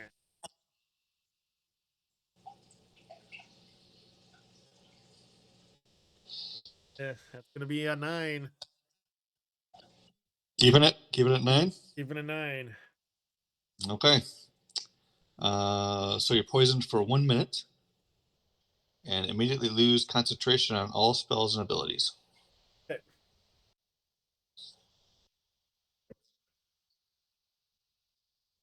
So being poisoned, that just gives you, that isn't damage. Nope, it's Unless just it says damage, you're just at disadvantage on everything. I believe. Oh, see if that's under my conditions thing. Yep, there it is. That's disadvantage on attack rolls and ability checks. Okay, How long am I poisoned for? 1 minute. So, yep. Well, I will my survival with this find him. Actually, we're gonna roll initiative now. Oh, because he appears. Yeah, yeah. So, as soon as he successfully leads you into a trap, Yeah. then He pops up. then he, yep, then he does his thing. Okay, great. So he's going to um, start that off with um, throwing the things at you. So Oh, 3 dex saves. Yep.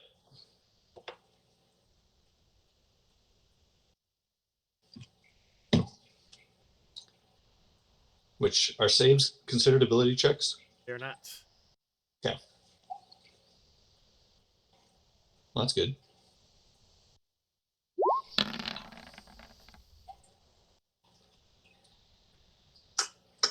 $14? Um, yep.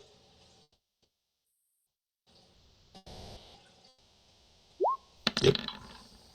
That's a 9.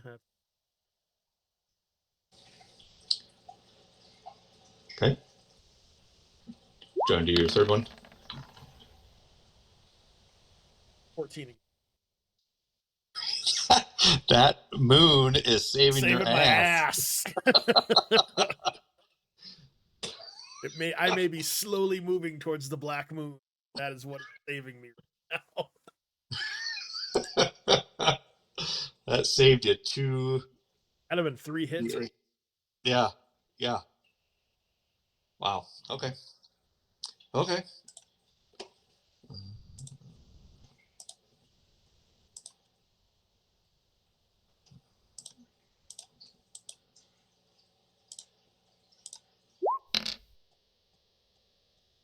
Oof. Still a biggie. My little Yep. All right. Now we're rolling initiative.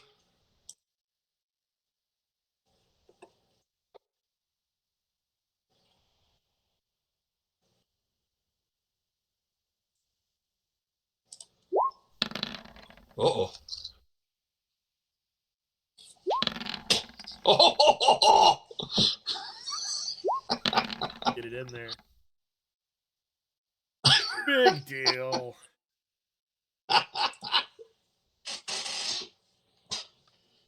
All right. Suck though.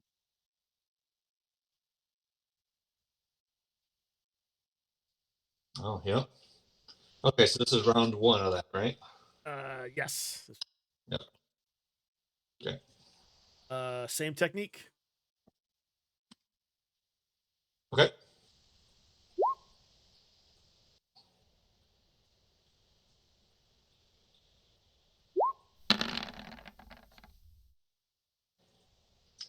14. Gonna miss. That's right. Just 14 miss. misses. Shit. Just miss. Uh, He's like shaped off. okay. Done? Good. All right. Well, he's gonna take his great axe and Ouch time. try to make it happen. Okay.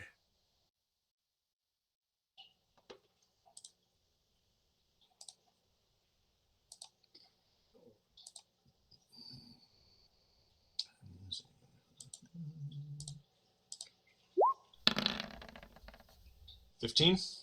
Yes. All right. I'll. Okay. Trusty. Trouble. Swinging wildly. Drop advantage. What are you gonna do? He'll assist. Okay. Froze up for a half sec. Okay. He'll assist. Okay. Normal. We'll do Wing Blade again. Yep. That'll hit. 13. 13. Ouch.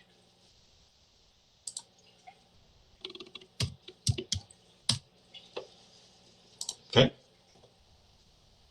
If I hadn't said it before, he is bloody. Is bloodied now. Yep. That's a good sign. Yep. He's gonna.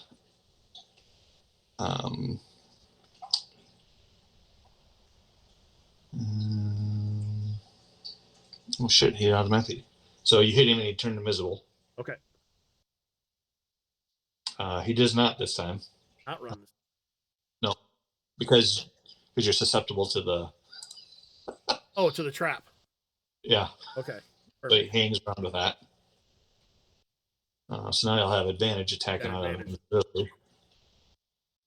Yeah.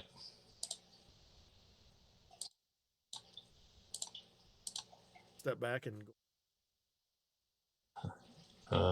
Nope. Yeah. 25.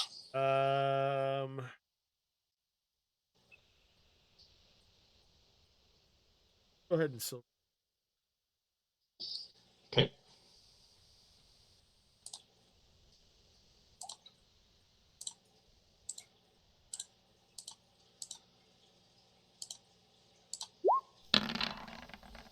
$18. Still got you, huh? Yep. All right. That's the first time we get to see this one. I don't get to use this dice very often. D2.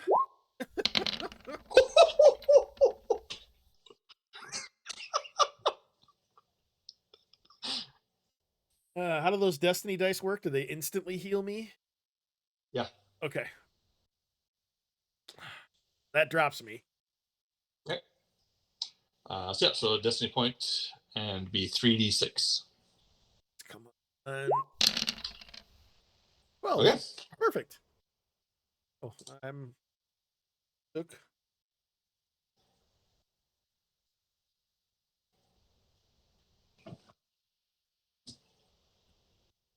Now you're down to one Destiny point. One Destiny point. One 3d6 remaining because I'm not going to use it for anything else.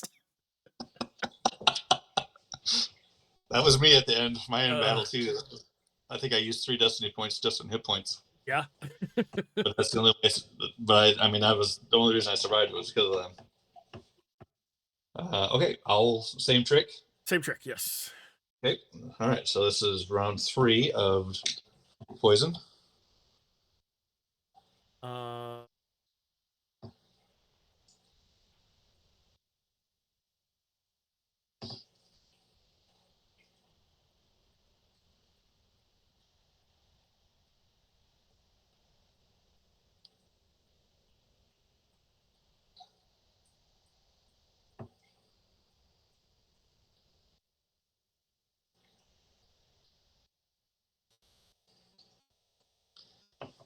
And just think if you'd have fought that damn dragon or all the other stuff. You'd be in trouble. I'd be. I mean, I wouldn't. I Yeah, mean, I'd have been we're out already probably. we're already knocking on the door here. Is he wearing any metal armor? Well, let me see here. Nope, all natural. But not. You're gonna try a new spell Okay, because love it. it doesn't seem like he's gonna be going. So I'm gonna do shocking spark. Ooh, See with it. Tracking arc. See within range. Spell attack. Hit. Target takes. that's cool.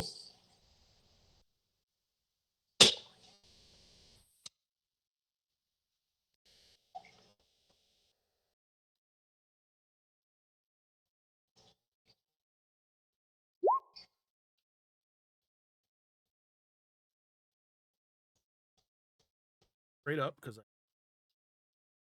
Yep. So this is a Dragonlance special. 18. That hits.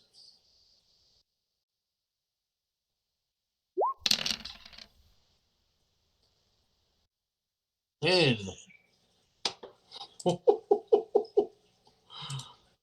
It ain't pretty. It ain't Pretty. pretty.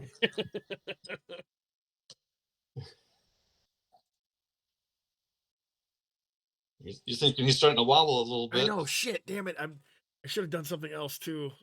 All right. That was the spell action. He's in my grill, so I will bonus action. Or not part. Okay. It only lasts for a minute, so my. Okay. You note that this is the first time that you've hit him, and he did not turn invisible. Okay. Perfect.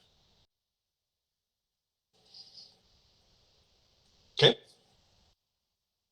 Shouldn't because of magic.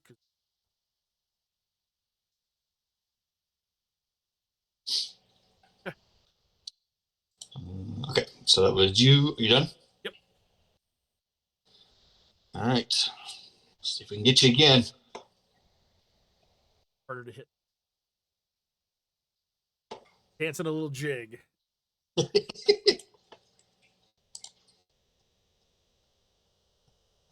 Oh. Ho, ho. Must be the Yep. electricity. Crackling through that metal hand battle axe. Yep. Hey. I assume Owl's doing the same. Owl is gonna do Okay. and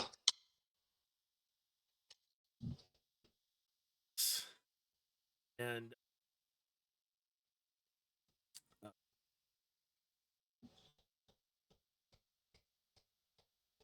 the rapier manifest shadow Okay. and dark stuff back with Okay.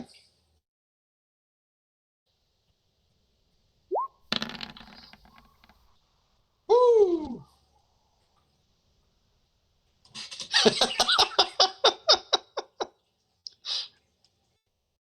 no.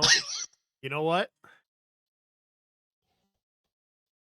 Don't get glory by playing it safe. I'm gonna use my last destiny Okay. to succeed and have that hit. Okay.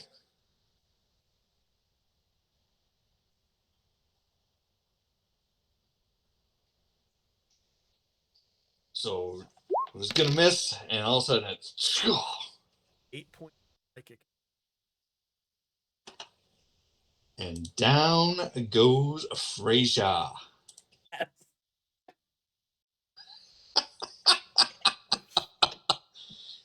Oh yes. Gonna Yes. miss, and all of a sudden, whoosh, down he goes.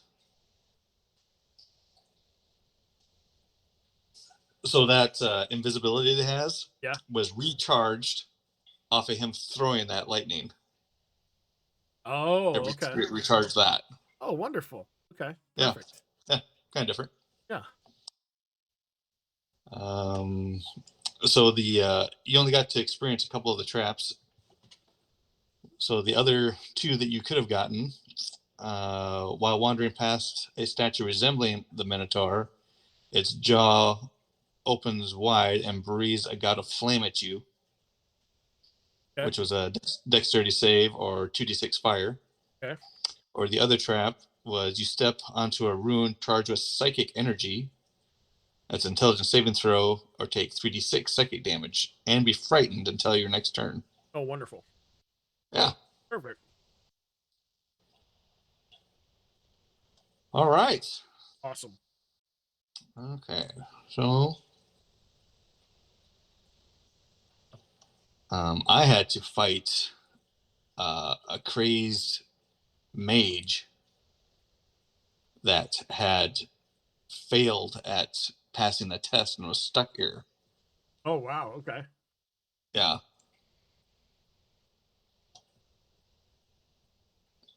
And so, yeah, it was a tough fight for me as well. All good stories must come to an end as you make your come to an end to make way for new tales. This chapter offers guidance to what might happen after completing. Giving up your magic. Well, you didn't do that. Congratulations on succeeding where so many other mages before you have failed. Now you must claim your robes to become a true mage and reflect upon how the crucible of magic has forever changed you. The white robes of Solinari, the red robes of Lutinari, or the black robes of Nutinari. Which robe you receive and which order of high sorcery you join depend entirely upon the choices made during the test. You might even be surprised to find yourself aligned with an order you did not expect. In the days and years to come, you will work to learn the different orders' politics and how they cooperate to advance the study of magic despite their ideological differences. Refer to the following charts, compare it to the traits you noted during the adventure. All right. So I got a whole chart stuff here now. Okay. All right. So choose reprieve. Chose Solinari. You did that one. So this will be under the white. So do like just white robes, and we'll just do Okay. we'll just do tick marks. Yep. Got it. Deny the darkness. Nope. Embrace the lonely spirit. Nope. Ghost touch. Nope. Honest with hag. Nope. Honored last words. Navigated your future. Nope. Offered body parts. Pacified elven ghosts. Yes. Rescued captain. Saved rival. It wasn't you. Yeah, Nope. it wasn't you. Nope. Saves the thief. Spared the bully. Or spared your bully. Nope. Stopped Takisis ritual. Oh, I forgot to do the ending. Sorry about that. So he, when he drops, let me get back up to it here.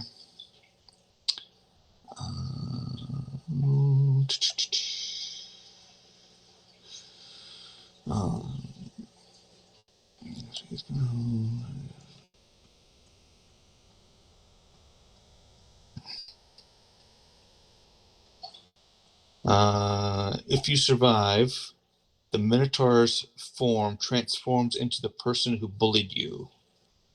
They drop to their knees and beg for forgiveness.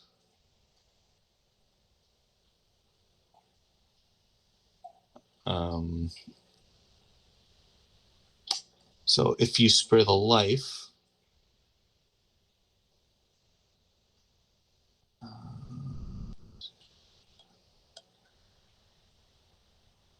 let's see something here. Let's see something.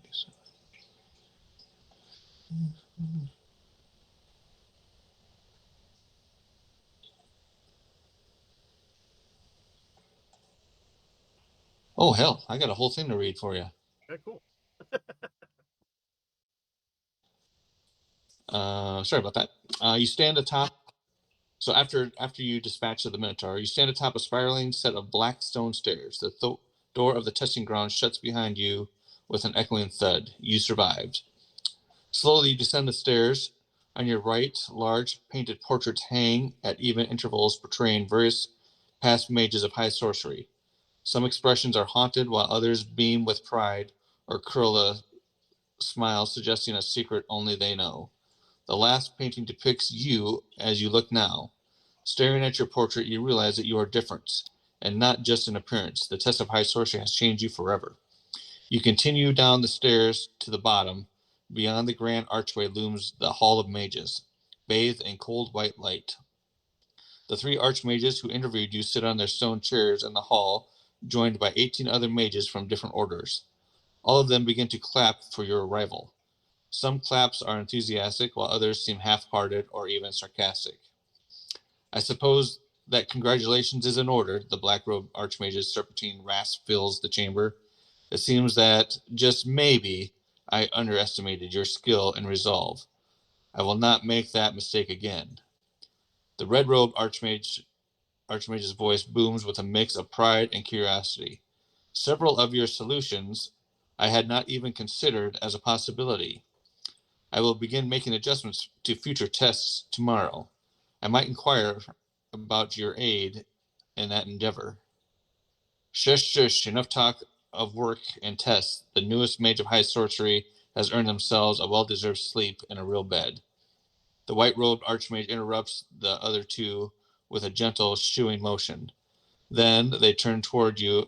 Then he turns toward you and offers a congratulational wink. What do I do now? You ask without thinking, surprised at the sound of your own voice. The white robed mage answers with a genuine smile. Anything you want. Everything you want. The black robed mage corrects him idly, cleaning dirt from his nails. Perhaps, the red robed mage offers as he stands up from his chair, you would like to try on your new robes. In the days to come, many, though not all, of the Tower of High Sorcery's locked doors open to you, and the untold secrets of Kryn and magic lie beyond. There you go. Awesome. There's a cool picture, actually, too. That's awesome. Nice. Oh, that's so cool. Yeah. All right, so now back to the Okay. what are you really? Yep.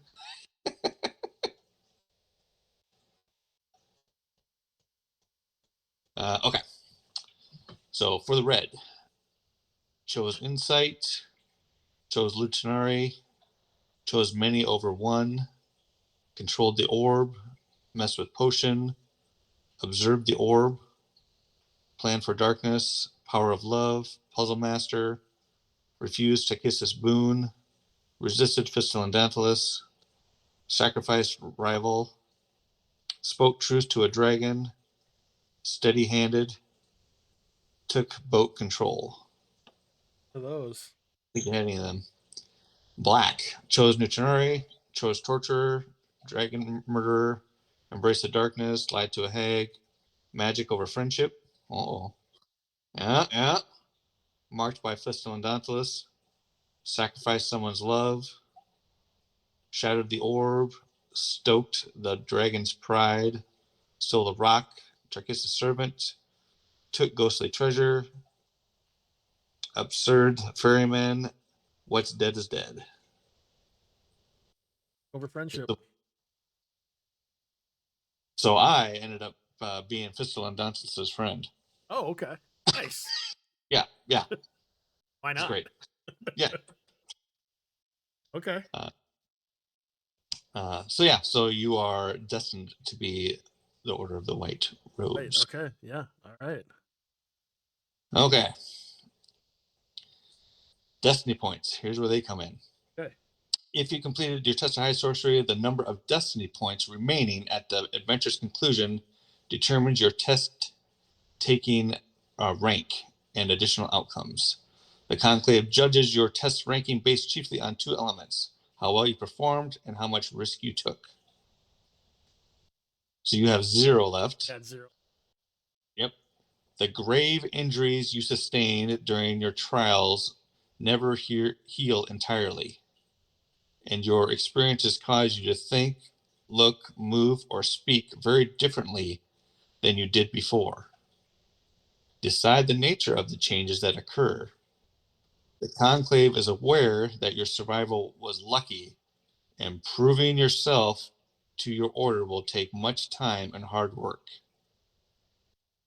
Still, the mages gift you a common magic item.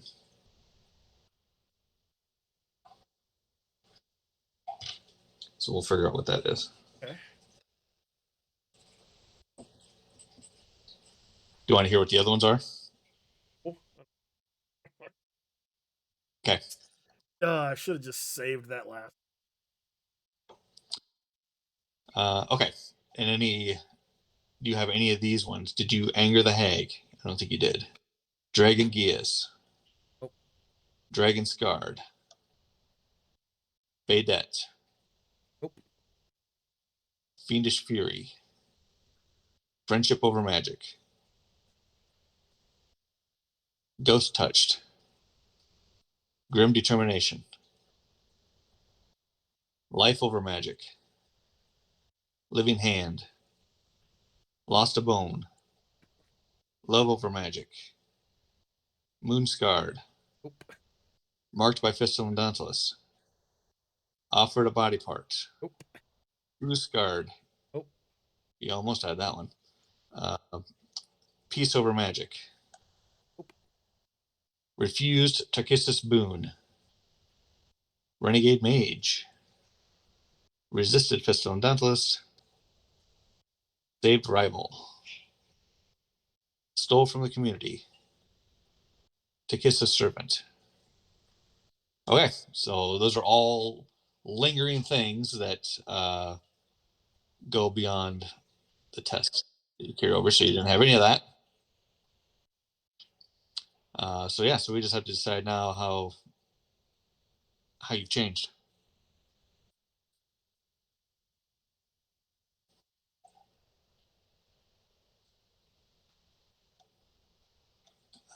And then let's see. Wherever your character's future adventures take them, they will not be alone. Countless mages have perished during the test of high sorcery. However, many others trials and joined the storied history of the orders of high sorcery to push the boundaries of magic to new limits. So, all right. Well, we'll see if they have.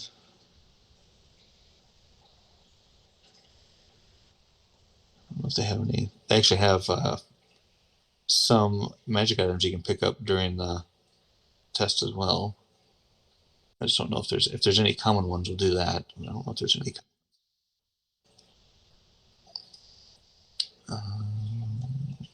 No, there's no common ones.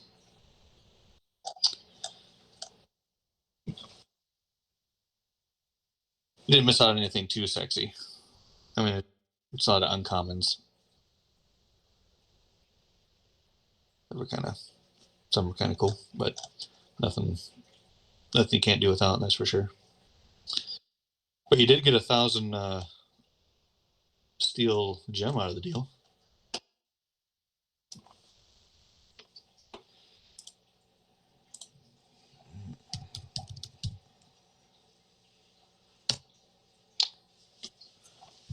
Well, what'd you think of that? That was awesome. That was so cool. Yeah. Like it's it's such a great choose your own adventure type thing. Right. Yeah, when I first read it, I was like, what? Really? And then when I saw what it was, like, holy shit, this is going to be awesome. Because in the actual module, they don't have you take the test. Yeah. They push it off, saying, we don't have time for it right now. You have permission to go on. I'm like, that's such bullshit. Exactly. Oh, No, that's not Dragonlance.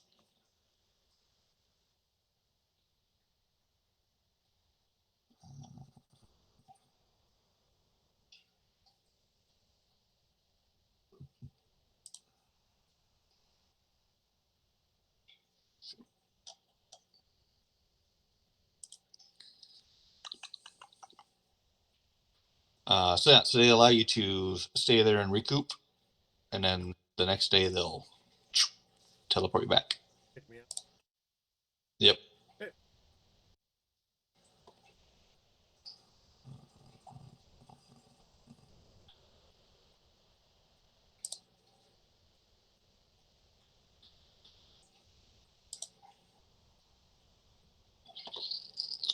Well, that's not good.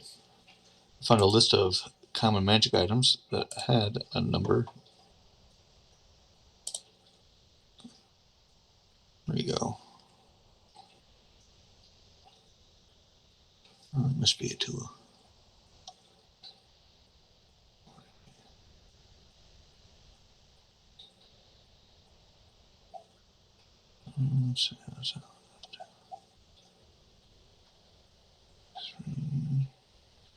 So do a D100, and I'll worry about it if you go over 85. I'll figure out where the back part of this list is at. Yep.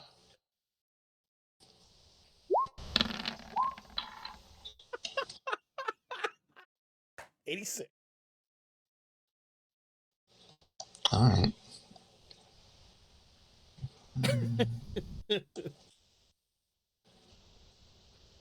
Call it out. That's what I'll do. Yeah. Yeah. Thanks for that.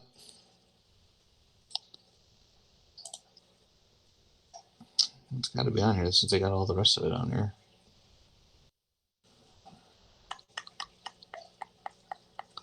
There it is. All right.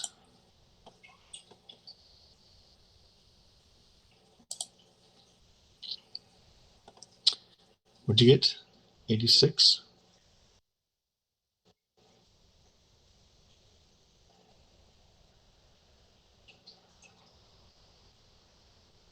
I'm kind of.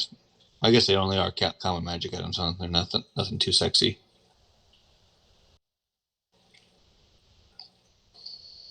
All right, I'll give you two rolls. Roll one more. You can decide between the two.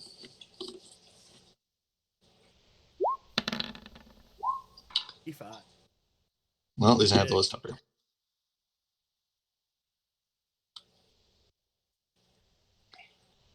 All right, so either a torch that levitates by itself when not held, or a tapestry portraying an event that happened that day.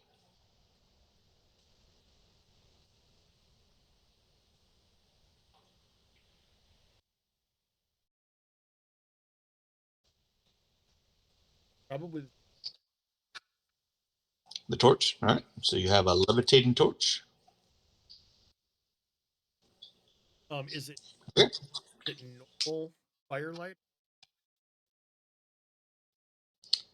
It'd be like an ever-burning torch. Okay, perfect. So like, need to once it's lit, it's always on. Yep. Okay. You can turn it off if you want. Yeah. Okay. I just on dark companions. Yep. That bad boy out and go here. Oh. Yep. And just float it up.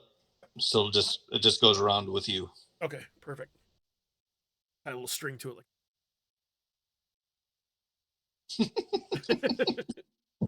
That would be awesome. Cool. Awesome. Yeah. So how are you? Have you thought of any Well, change I you was could like, do? I'm trying to think of a kind of a cool physical change that was maybe tied with the lightning somehow that you were getting yeah, hit with the Minotaur. yeah. I Because was that was really the only combat you had. Well, I guess you did get hit with acid well, too. I get hit with acid, but like what I was thinking is like I now wear the mask permanently because I was taken down by the axe. Oh yeah. Like my face could be horribly scarred. Yeah. Oh, so you just wear that? So yeah, so You I just have like the like the scorpion bottom part like that because I made the bottom part. I didn't have the whole yeah. face part here, and it will just cover a scar that like from cheek Or mouth. maybe like the scar looks really horrible down here and not so bad here, so you still have like the scar coming down Yeah, and it covers up like what was really destroyed. yeah. Like maybe like your mouth is like We'll say your half of jaw my is mouth, distorted. half of my mouth cloven off. Sure.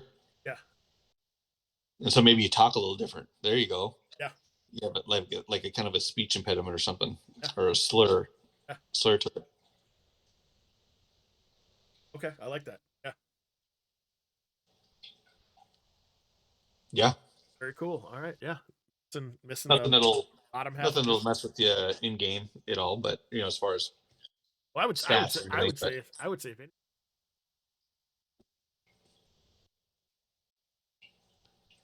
like disadvantage on like charisma based checks. yeah, yeah. Okay. Like I think that makes perfect sense. If That'll be the price you paid for your magic. yeah, yeah, Cool. I gotta barter with people that want to deal with gnomes. Yep. Straight roll Yep. advantage. Yep. Cool. Well, that was really fun. Dude, that was I, awesome. I kind of want to make a mage and go through it again. Well, like so that's the I made